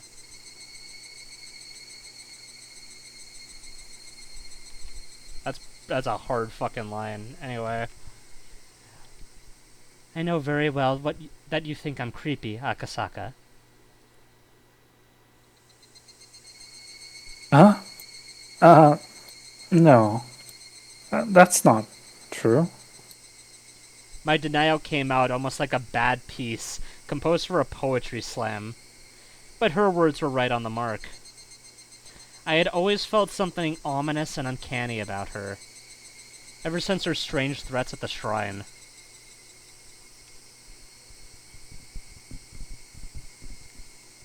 Hee hee.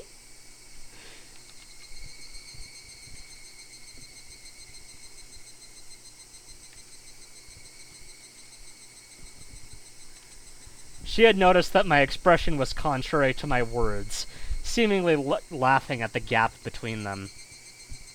Akasaka, you coward.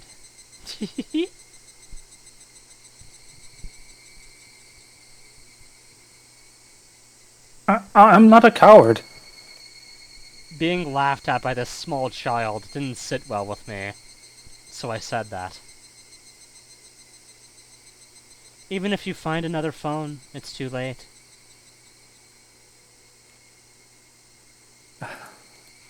That's right. She didn't even have to say it. I was absolutely too late. I might have already missed calling hours even by the time I reached this phone booth. I was too late. I had no option but to give up for today. Once I decided that, my unhealthy obsession with phones suddenly faded. Even though I thought it was strange that I was obsessed. That strange obsession now gone, I began to laugh at how hopeless I was. I mean, just look at what I was wearing. It wasn't normal. A hospital gown and sandals. My head wrapped in bandages and my body completely soaked in sweat. It was a wonder that the old lady at the tobacco shop wasn't surprised to see me. Yeah, I was actually going to bring that up, that it's weird that she's giving him directions at all. considering he looks like an escaped mental patient. With wanting to hear Yukie's voice as my motive, I had traipsed around town the entire evening. I didn't know whether to call it the follies of youth or simply plain embarrassing. In any case, it was all I could do but to laugh at myself. Now, there's nothing left for Akasaka to do tonight. You're right. There's nothing. I'll just quietly return to the hospital. That's fine. Do you know the way? I hope I do. She waved her little hand as I began to head back the way I came. She began to follow alongside me. Looking at her face, I could see she wore a mischievous smile. As if she was extremely interested in whether or not I would get lost.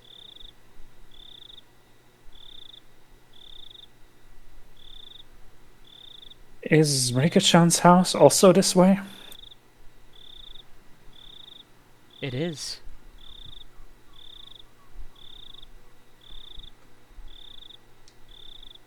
Won't your parents be mad that you're walking around alone at this hour? Akasaka, are you stupid? Not really. My parents are busy today, so they probably forgot about me. Even then, it's best if you head on home. They'll definitely be angry. Parents of the Year Award? Holy shit, guys.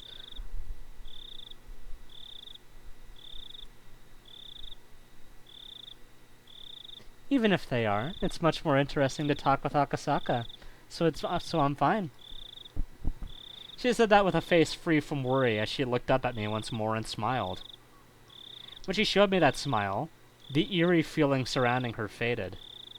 The eerie feeling? No, not Whoa. the eerie feeling. But even Whoa. then, The eerie feeling. she was still as mysterious as ever to me.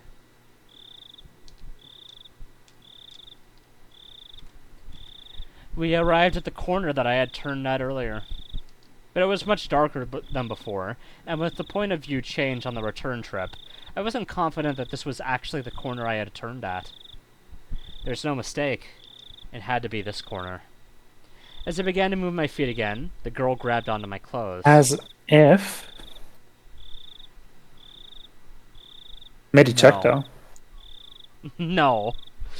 Made you look. Isn't Akasaka going back to the hospital? As if. Of course. At least, I intend to. Am I going the wrong way? A short moment of silence. Eventually, still holding onto my clothes, she began to walk. It was the beginning of the walk to the hospital this mysterious girl would take me on. Uh-oh. Why is that a chapter end? Huh? Funny. Huh? Huh? Huh? Huh? Huh? I'm 'Cause now worried. he's gonna go... She's gonna Festival. beat the shit out of him. Oh And his body will never no! be found again. This is a full chapter! Oh no! Person who was running around cutting all the phone cords was you, wasn't it, Rika-chan? You shouldn't do that anymore. I'm not sure what you're talking about. Really? She tried to play dumb, but it was written all over her face. Nipa store. It was obvious she was trying to laugh it off, but that adorable smile of hers just made me want to forgive her. As if? I'm going to be a horrible father, aren't I? Please stop going What do back you on this, mean? Akasaka. Please. Please, I'm begging you. That momentary lapse in tension was erased by her next words. Uh-oh. It's good that they found the grandson safe and sound. Unable to respond right away, I sunk into silence. I had already learned this from Sato-san's info, didn't I? The girl. No, this entire village knew everything since the moment I set foot into it. I considered playing dumb, but in the end, I chose not to. With everything being known already, there was no point in me feigning ignorance. Did she say somehow, or no? Somehow. That's great. Now you can go back to Tokyo. Thank you. Are your injuries bad, Akasaka? Dunno. I haven't heard anything from the doctor yet. I don't know if they are or not. Huh? Come to think of it, I vaguely remembered being told to lie down and take it easy for at least 24 hours. Yeah, he just like frantically got up when he's supposed to be resting because of his injuries. And went to go like talk on the phone with Yukie. He wanted to go on a cell phone quest. I'm sure that's not related to Keiichi going crazy and hyperfixating in the previous chapters. I'm sure that's like unrelated. Wink wink. Hmm. Did that mean bed rest? The wounded shouldn't be sneaking out of the hospital. People shouldn't be cutting phone cords. Meep. I have no idea what you're talking about.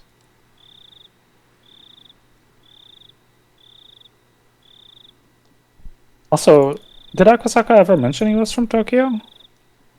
I mean, I think he said his wife was in Tokyo at some point. I don't think that part's that mysterious at this point.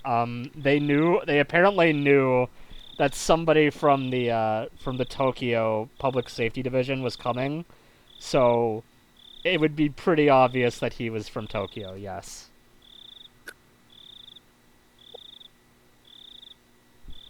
Apparently. Anyway.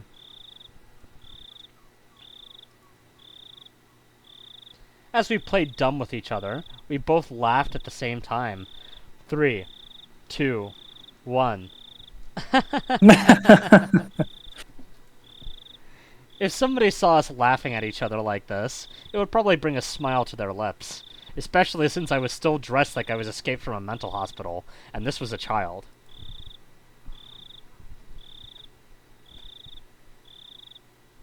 The chances of Akasaka leaving this village alive weren't very high. Huh? I don't want Akasaka to die, so I'm glad you're leaving the village alive. Rika-chan, you knew who I was right from the very beginning, didn't you? She said nothing, but gave a firm nod.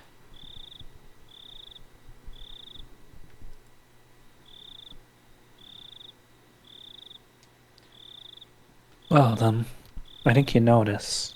We're probably somewhat of an enemy to the people in this village, I would think. But you still gave me lots of warnings. That's right. She said it at that time. She wouldn't warn somebody that she was okay with dying. She definitely said something like that.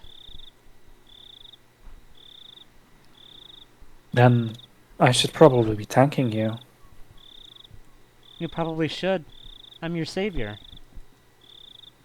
Saying that, she puffed up her chest proudly. She said it jokingly, but the meaning behind those words was quite heavy. That was because whether I lived or died was a decision that might have been made in a place unbeknownst to me. She said those words with such an adorable smile that it took a few moments of silence for their weight to settle in. I'd been to this place before. The Guardian's office was there. It was the stone steps leading up to the Furude Shrine. When I passed by before, I was so focused on finding a phone booth, I hadn't realized where I was.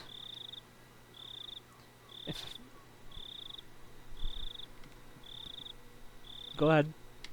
If I recall correctly, the shrine is Rika-chan's house, right?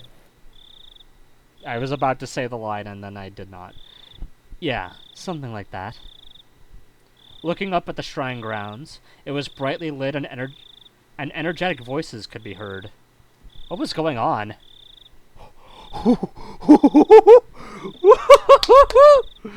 Oh, some sort of festival, perhaps? Maybe, guys? Some kind of... Anyway, what was going on? Yes! Yes! I so knew this was gonna happen. I mean, I think everybody was... I think it was pretty obvious that this is gonna go, like, past Watanagashi. Because, like, it is the 5th year, so they gotta have that guy die, right? Anyway. Well, I was more specifically thinking that Rika's just gonna take him to Well, the the festival. first year, you know what I mean. Anyway. There's a festival today. A festival?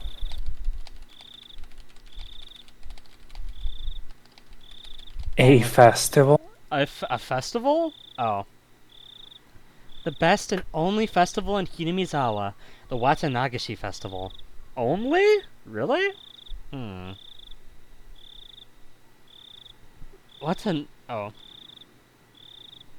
Watanagashi?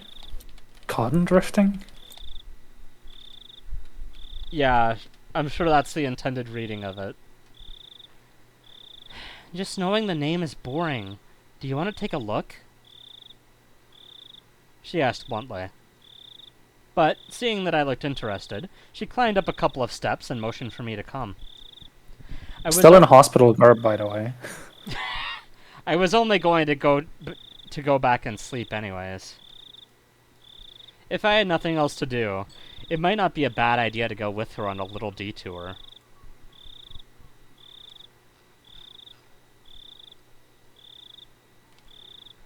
In the hostile territory that was this village, I didn't know what would happen if I ventured down a side road without a Wishi.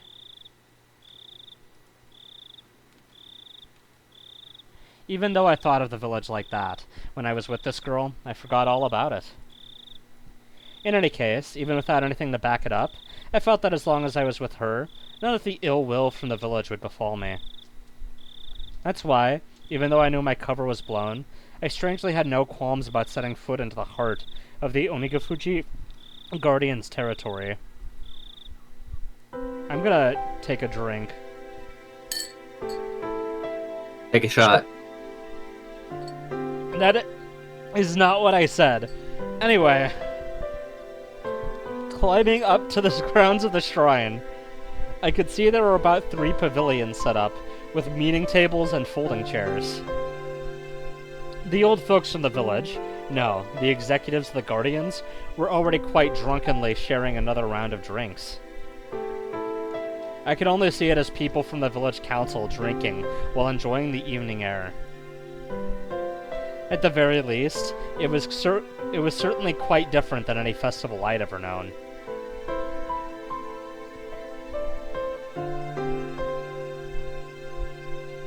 See? It's quite a boring festival, isn't it? This is great. What a chapter.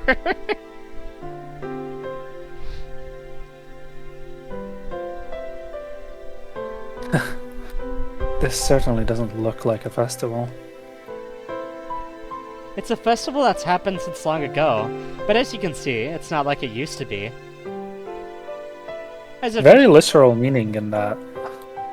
As if to chide the old folk, she said that while looking at them with an exasperated expression, almost like she wanted the cannibalism thing to happen. You really couldn't call this a festival anymore. It was just a bunch of neighbors getting together to drink under the guise of a festival.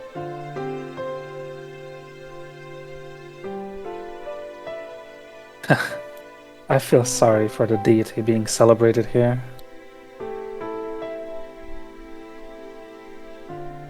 Give this sorry excuse for a festival 5 or 6 more years, then everybody in the village will start coming. The ceremony will also be done properly, and it'll be a respectful festival once again. What a good line. What she said was not so much wishful thinking as it was the telling of the future that had already been determined.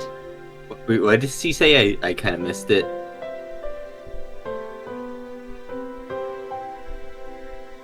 She didn't say Oh, I anything see. suspicious. I promise. Just avert your eyes, guys. She didn't say anything.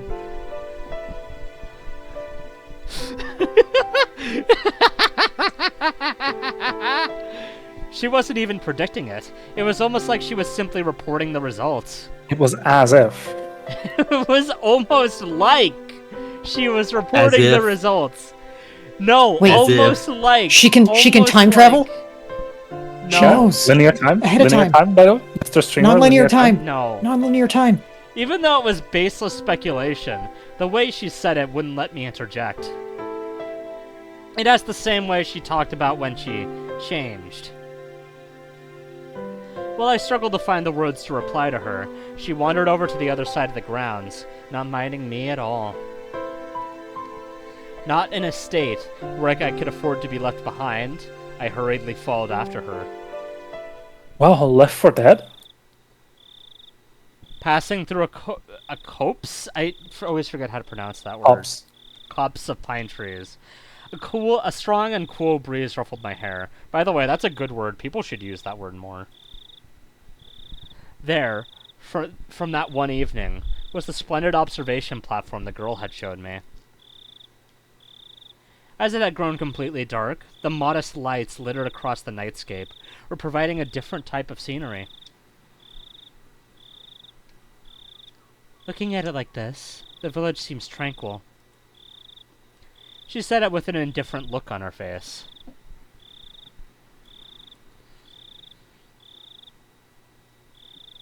Just the other day, you said that this village definitely wouldn't be submerged by the dam, didn't you? She didn't reply, seemingly relishing in the feeling of the wind blowing through her hair. Didn't that mean, at that point in time, the minister had already complied with the demands? She spun around, her gaze meeting mine. But she said nothing. She spoke nothing that would neither confirm nor deny what I had just said. Almost like this was some sort of mystery story of some kind. Where things wouldn't be confirmed until the second half. This case... Oh wait, sorry, that's Akasaka. This case will probably remain shrouded in darkness. Headquarters probably doesn't want trouble from a scandal with the minister breaking out.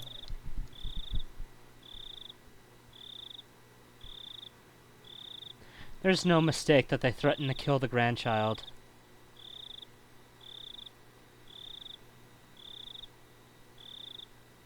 Then negotiations with the minister were successful, and the grandson was released. The one who saved the grandson was you. I wonder about that. The discovery of that wallet started this chain of events. That alone was almost too convenient, I think. Ever since the moment the wallet was discovered, I felt something was odd. Uishi said it as well. That the Sonozaki family had given the order to release the hostage. Meaning that our little manhunt was a farce to begin with. Come to think of it, I was punched, kicked, and had a gun pointed at me. It felt like they put up quite a fight, but that must have all been part of a good performance. Once the negotiations were successful, they couldn't just say, "Here you go," and return the minister's grandson right to his doorstep. They knew that public safety had realized that this was a kidnapping case, and were moving in on it. That's why, due to the actions of public safety, the grandson was able to be rescued safely. So the minister didn't give in to any unreasonable demands. That type of performance was necessary.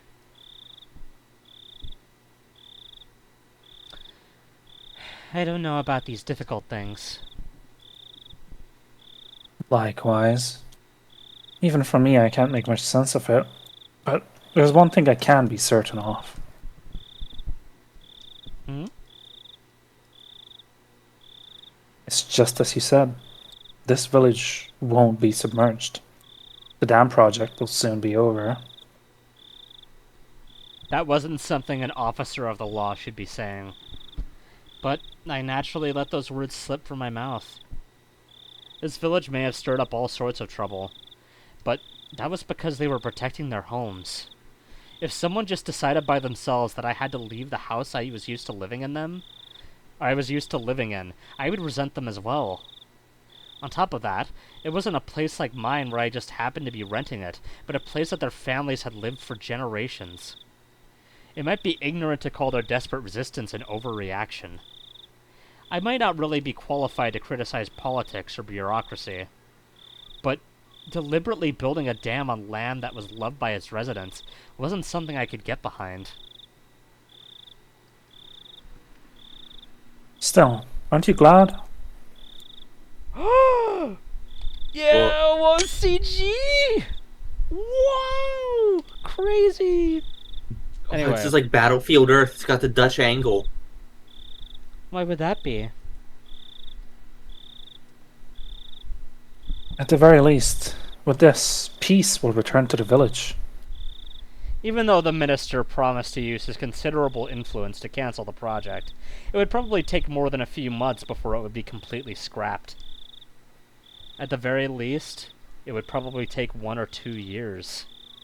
For the villagers to officially hear that their village wasn't going to be submerged at the bottom of a dam was still a ways away. But it was no mistake that the promise of peace returning to the village was there. It turned out from beginning to end that it had already all been decided. Just as this girl had said, it was decided.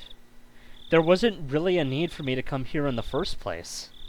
There was absolutely no need for me to have come here and aggravate an unpleasant situation. If I had never come here, then the grandson's release might have been done in a more amicable manner. Peace?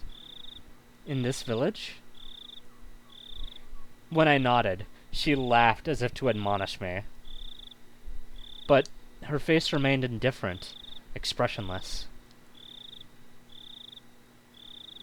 And then her eyes narrowed slightly as she snickered. Okay, well, I gotta take a screenshot of this one too, so.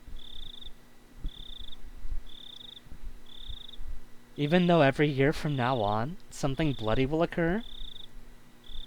Hehehe. Rika-chan, what are you talking about? As the wind blew her hair about, the girl, as if taking pleasure in that I was the only one who didn't know. Does he know? He does not. Continued to snicker as she looked at my face for a while. Okay, screenshot. You see, in a few years, I'll be killed.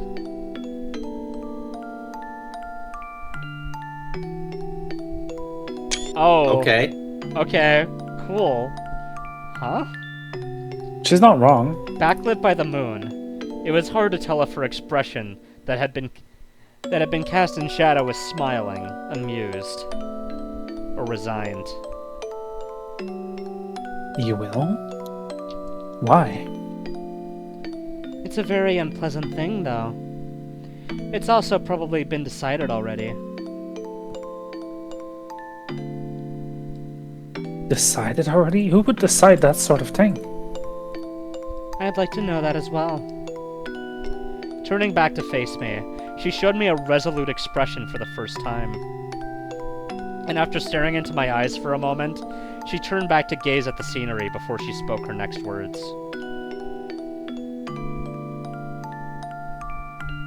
Oh, I see. There's a lot of people who have no regard for human life. Even if I tell you this, it might not change anything, though.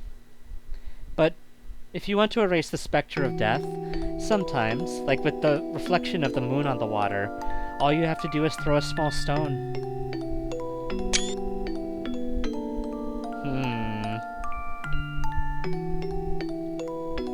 I had no idea what she was trying to say. It's just, I had to listen to every word with my body and soul, or at least that's what I thought. This day next year. Yes, June 1979. On this day. Oh, wait, it was the next year? Fuck! No, wait, I thought it... No! Oh well. This day next year. Yes, June 1979. On this day. The foreman of the dam construction project will be killed.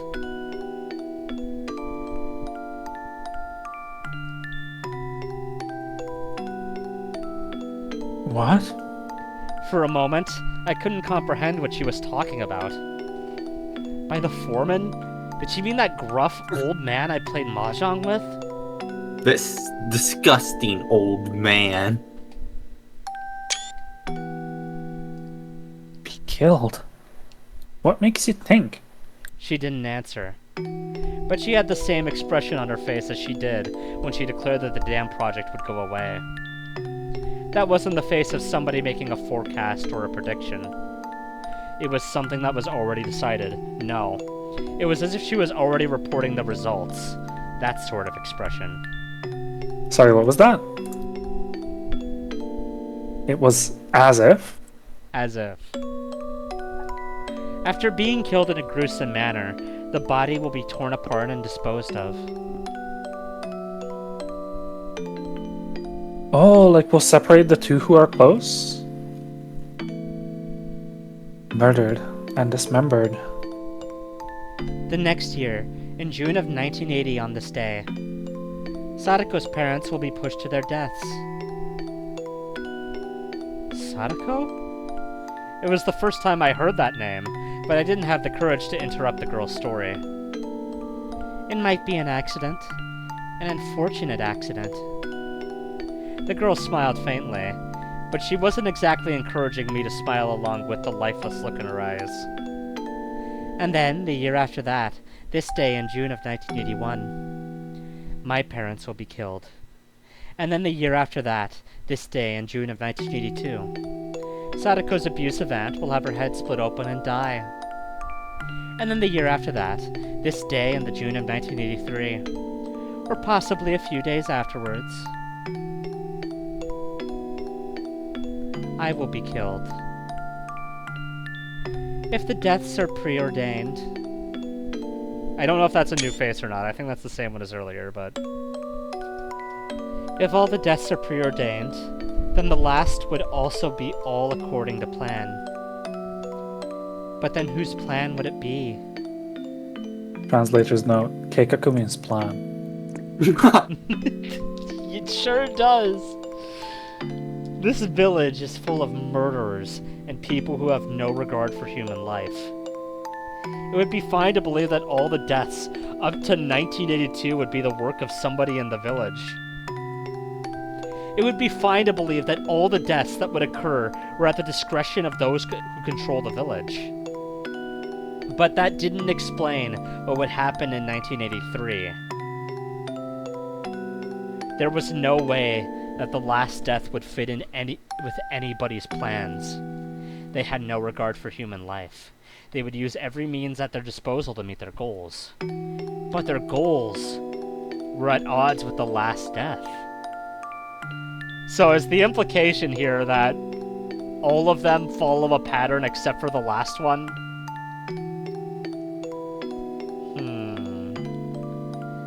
That's why the last death was unrelated to the... Real-time writing. But that last death would definitely, most likely, probably, without question, happen. He's just buying into this. Probably, definitely, I dare say. He's read the previous novels. The last death would be a merciful one.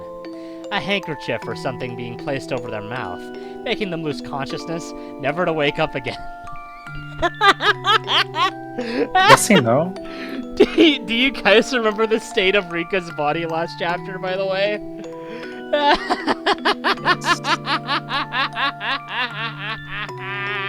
I mean, he's not exactly wrong. It was so peaceful the way she died. Oh my god. He's not exactly right either. Didn't but- Keiichi say she looked peaceful? No, he The was crows like insta-killed throwing her. up. He was like No. he was like vomiting because his stomach was torn open and crows were playing Yeah, her 'cause entrails. She looked really peaceful, though. No, it said she was staring up at the sky, not that she looked peaceful. Peacefully. No, it did not say peacefully. Okay, anyway. Except when it did. Exactly whose plan was that? I want to live happily. That's my only wish. Surrounded by our precious friends and spending our days enjoyably. Only that. I don't wish for anything more than that. Rika-chan. I don't want to die. The girl, stoic as ever, let those last words slip in the end.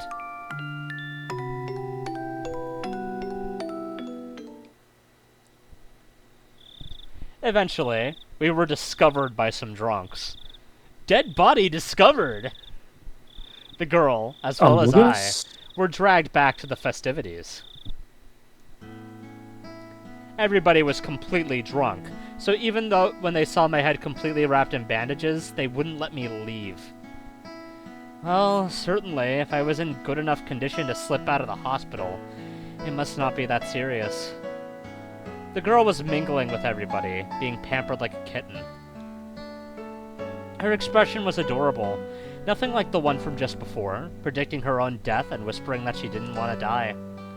Having said that, having a silly and lively conversation like this, it was hard to believe that these people were at the core of an extremist resistance group. Even if it was a shell of its former self, it was a festival where people in the village gathered, so the 20 or some odd folk here should have included some of the village executives and other important members. Among those, there was no doubt that there were members that were at the Sonozaki family council in attendance. Meaning, even if we never met face to face before, there were people here who knew my identity. In a small village like this, they knew the faces of all the villagers that lived here. That's why, without even saying anything, it soon became obvious that I was an outsider. But they actually seemed interested by that, asking me all sorts of questions about Tokyo, drinking while musing on the faint relationship the city had with the villagers, and empathizing with the rather meager environment. The confidential talks with the minister were finished. His grandson was in police custody. Everything was over. I might not have to be put in another perilous situation. To me, they were only my adversaries because of my job. Outside of that, there was no reason I couldn't be friendly with them. The next time I visited this village, would it return to being a tranquil and beautiful place? If that happened, I might be able to take a relaxed walk around the village with her again. My cup was once again filled to the brim with beer.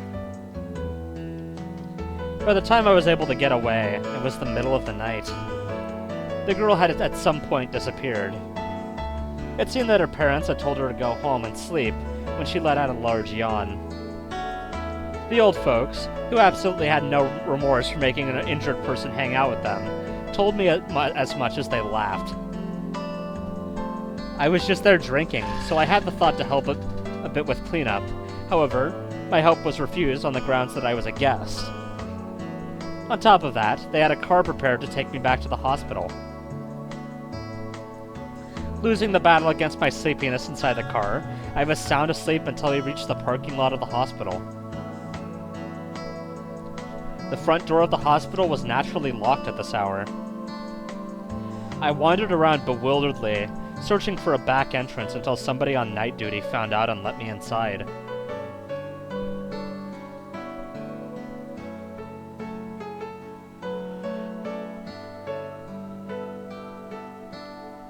Where were you this late? I won't do that voice. Where were you this late at night? Dr. Irie was worrying, you know. Sorry for the trouble. I was held up by the people having a festival at the shrine. Oh, did they say something about everybody in the town council getting together for a drink? My condolences. Are your wounds alright? They're throbbing a bit.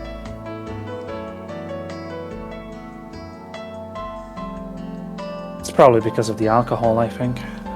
It's got them alcohol throbs. Oh, that's right.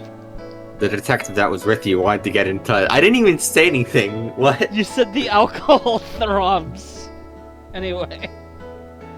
Go on. I already got the line. Ah! Oops, I kept Oishi-san waiting. I glanced at the clock. No matter how you looked at it, it was way too late to call him now. I'll apologize to him tomorrow over the phone. I returned back to my hospital room and slipped into the bed that was still unmade from the time I went outside. Oh, that's no good. I have to turn off the lights. But my weariness had cut the cord, powering my body, lulling me into a deep sleep. Almost like a severed phone cord, one might say. One might say that.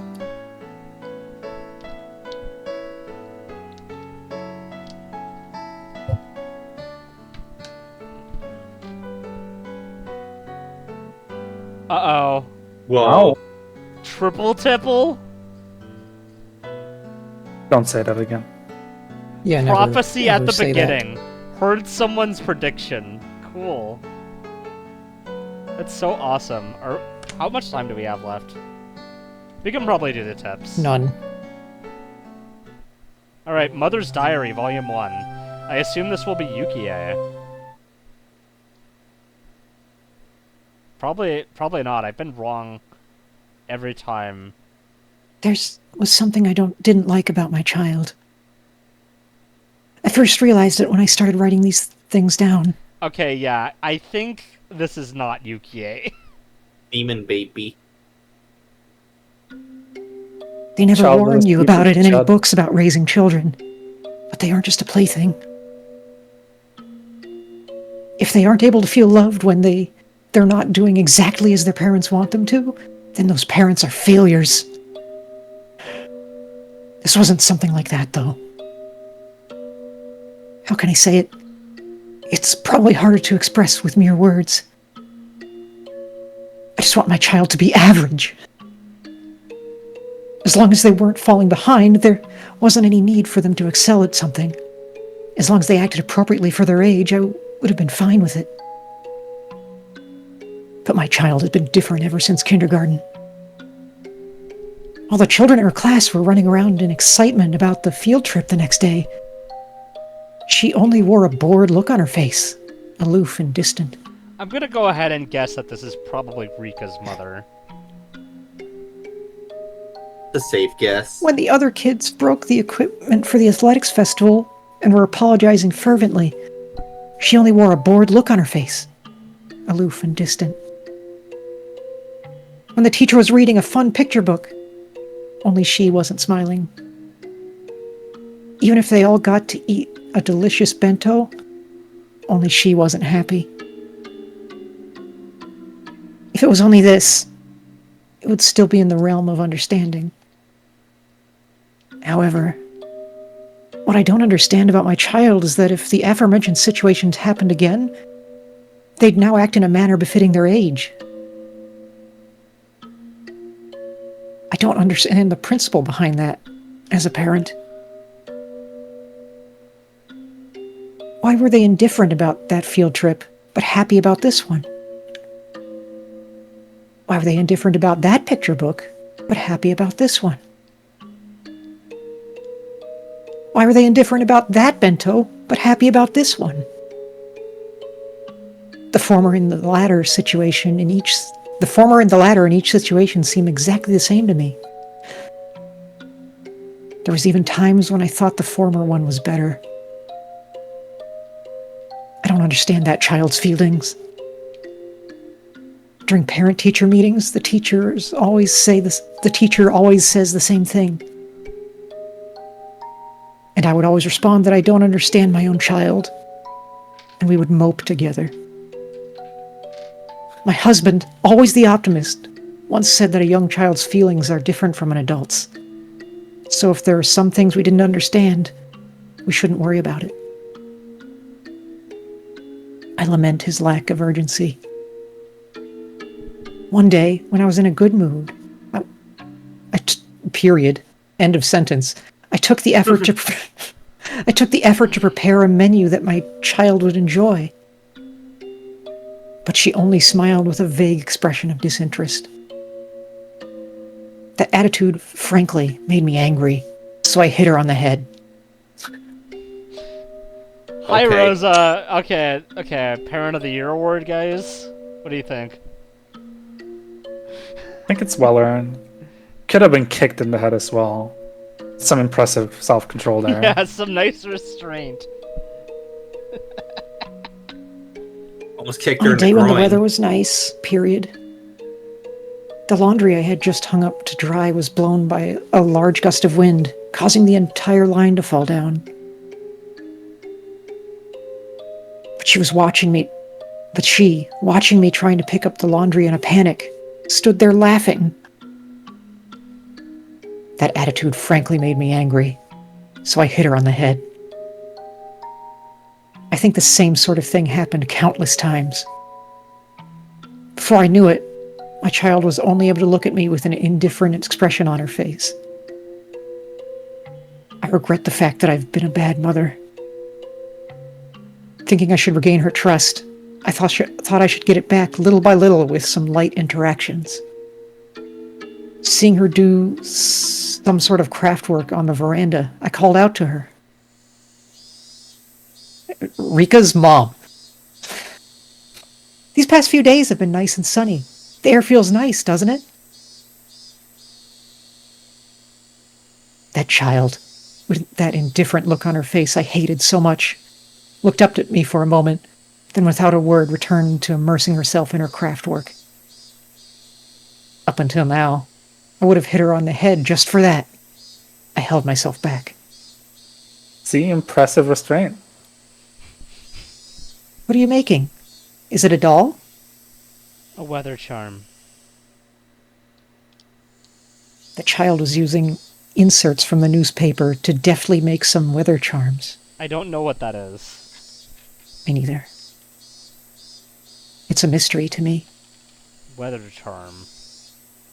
And the child. Okay, Google is not helpful. Because I didn't know what a weather charm was, I hit her on the head. Probably some origami thing. Probably. Let me try origami.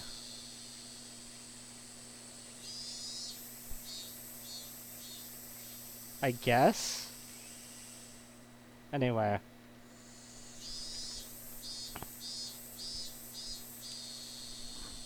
The forecast hadn't called for rain. But that child, in her own way, was praying that these sunny days would continue. Being able to understand my own child for the first time in a while, I couldn't hide my own happiness. Bringing out a ball of yarn, I began to hang my children's cute weather charms from the eaves of the house. It's no good, Rika. The heads are too heavy, see? They become reverse weather charms now. If they're like this, they'll call the rain instead of the sun. When I started to take them down, my child tugged at the hem of my shirt as if to stop me. That's because I made them to be upside down. They're fine. But, Rika, if they're upside down, they won't be a charm that calls for a sunny day, you know? I was making a charm for it to rain, so they're fine. I desperately suppressed the emotions welling up inside me. I was trying desperately to understand my child. Oh, I see. The morning glories in the garden were starting to get a little wilted from all the sun, so you wanted some rain, right? That child turned to me with the expression that I hated the most.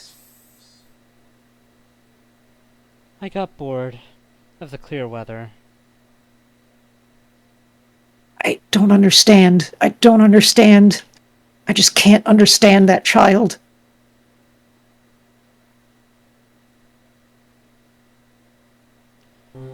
Interesting that she was specifically making weather charms for a terrain.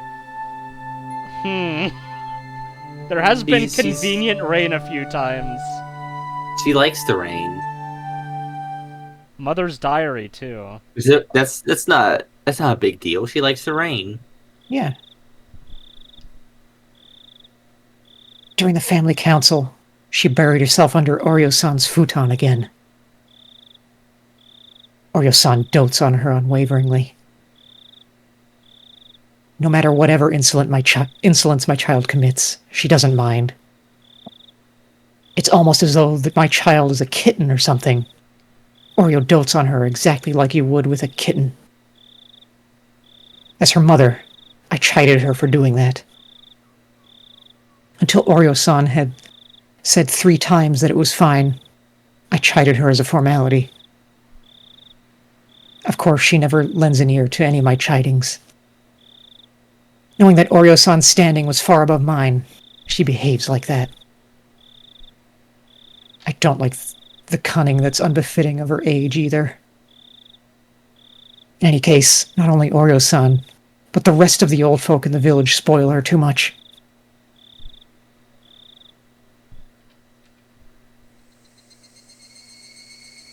One day, I was surprised. By chance, on the way back from some shopping, I saw her by herself just outside a candy shop. My own child suddenly grabbed a snack, opened the package right there, and then started eating it. She didn't make any attempt to pay for it, and she didn't even think of looking around. What a terror! I thought I told her how to steal better than that. It didn't even feel like she was shoplifting, or like she was brazenly eating snacks that was offered to her. Grammar. I assume that's probably a typo. Yeah. When I began to admonish my child, the elderly shop owner appeared and covered for her. The owner gave the ridiculous excuse that he had said it was okay for that child to eat any of the snacks out by the entrance, so it was fine. When I tried to pay for the snacks that my child had eaten, the owner refused my money. During that exchange, more old folks had suddenly gathered around, and it began to feel like I was the one in the wrong. The elderly people all put their hands together reverently in front of my child and repeatedly voiced their respects. I was born into the Furude family, so it wasn't like I didn't know why she was being treated specially. When I was still young, it was something I heard often from my grandmother. If by chance the child that I gave birth to was a girl, that child would be the living incarnation of Oyashiro-sama. Just gonna screenshot that a few times. All the older folk believe she's the living incarnation of Oyashiro-sama, and spoiler rotten. And not only did they spoil her, but they even told her she was the living incarnation of Oyashiro-sama, that she had a divine power, and threw all sorts of strange folk tales her way. So she may have begun to believe herself that she was a special existence. I ran around and told everybody it wasn't good for her upbringing, so to stop telling her all these strange things, but there was no uprooting the elderly people's deep-seated superstitions. I told my child not to listen to them, but it ended up being that she stopped listening to me. Between all the old folks in the village who would dote on her and myself who only scolded her, there was no wonder who she would listen to. There was no mistaking that the reason she had become strange was because of the elderly villagers. There was no doubt that they had shoved her full of strange folk tales and superstitions since she was young. If it wasn't for that, there was no doubt my child would have been cute and normal.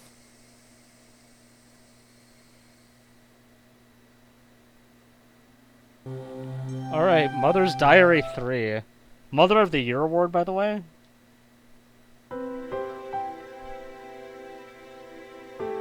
One sunny parent-teacher day. Period. There was a cooking class, and my child was making curry rice with a practiced hand. All the other children her age were awkwardly using their kitchen knives. That child was wielding hers deftly. The teacher approached me with a smile on their face, saying it must be a result of learning it at home. I managed to play it off with a vague smile and a nod in response. Uh-oh, she's not present, is she? That was because I had never once taught my child how to make curry rice. Even then, she was peeling vegetables with a practiced hand, adding them into the pot in the order of which took longer to cook. For a normal parent, they might unintentionally clap their hands together, happy at their child's actions. But in my case, it was different. There was no mistaking that somebody had taught her how to make that curry rice when I wasn't taking care of her. Thinking that, I quietly fell into an unpleasant mood. When I asked, it seemed she could also sew and do the laundry. I had never taught her how to do those, and again, never saw her do it around the house. Be it cooking or sewing or the laundry. Again, that was probably because the elderly villagers taught her all sorts of rubbish when I wasn't looking. I like how she's framing this as like the elderly villagers are evil. They're so evil When they they're- taught her how to make curry rice. Yeah, they're so evil that they're literally raising her. Bro. Like, bro. And not only that, they probably taught her all sorts of strange superstitions, trying to prop her up as the living incarnation of Oyashiro-sama. I said as much to my husband, suggesting that we should keep our child away from the elderly folk. But my husband, who was in the position of being the head priest of the Furude shrine, had little power against the elderly who supported it.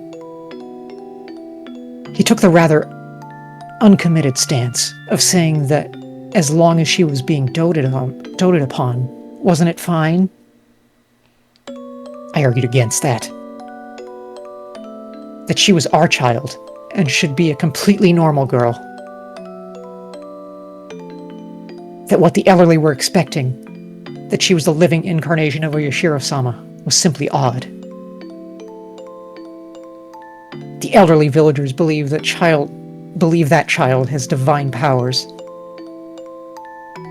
We would discuss the weather for the following day, but there were many times when I left the house without an umbrella and came back soaking wet. Rather than having clairvoyance, that was just secondhand knowledge from her watching the news all the time. Things that she knew she shouldn't have known were just the result of people who were trying to indoctrinate her, and the people who were gossiping getting together in the village. However, there certainly were days when everybody thought it was going to be sunny all day, and that child would stubbornly not go out without an umbrella. It would occasionally rain, and in the end, we would be saved. There might also have been times where Rika knew of major accidents in foreign countries faster than the news did. I thought she must have heard it break over the radio or something. Knowing things she shouldn't have, something like that.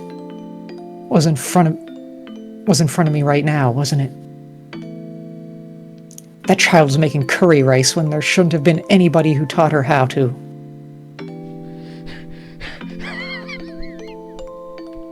What a good line. What's so fucking funny? I'm just...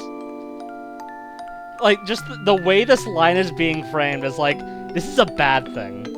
But, like, read what it actually says. This is a pretty bad thing. Yeah, she's Maybe this not woman just hates curry rice. Damn. No. It's just food. That probably wouldn't be the case. Somebody had taught her, indoctrinated her. Indoctrinate. When I wasn't taking care of her, somebody had indoctrinated Rika with something. Furude-san's curry is absolutely splendid. I'll give it a gold star.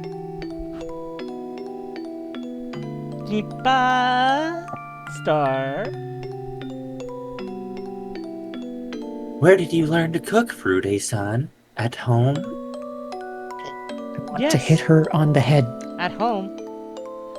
Stop! No, you're not gonna hit me on the head! No! The other parents in attendance were impressed. The other parents in attendance were impressed. Right. Sorry. Lies. All lies. I didn't teach her anything. Who was it? Who was it? Who was the person who had completely indoctrinated my child? She was my normal, average daughter, not the living incarnation of Yorishiro-sama. Doesn't the disease cause people to hyperfixate on things? Do you think maybe being the reincarnation of Oyashiro-sama causes you to know how to make curry rice really well? That's not where I was going with that. No, that's where you're going. No, Back it to some was earlier No. tips from this chapter. Okay, well,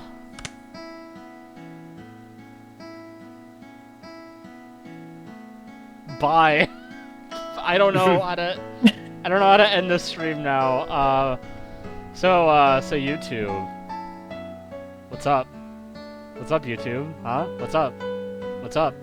What's up? Maybe someday the What's up? VODs will be uploaded. What's up? What's up? Hey, are you YouTube using, will are never you see using- this. Are you using this video to fall asleep? Are you using this video to fall asleep?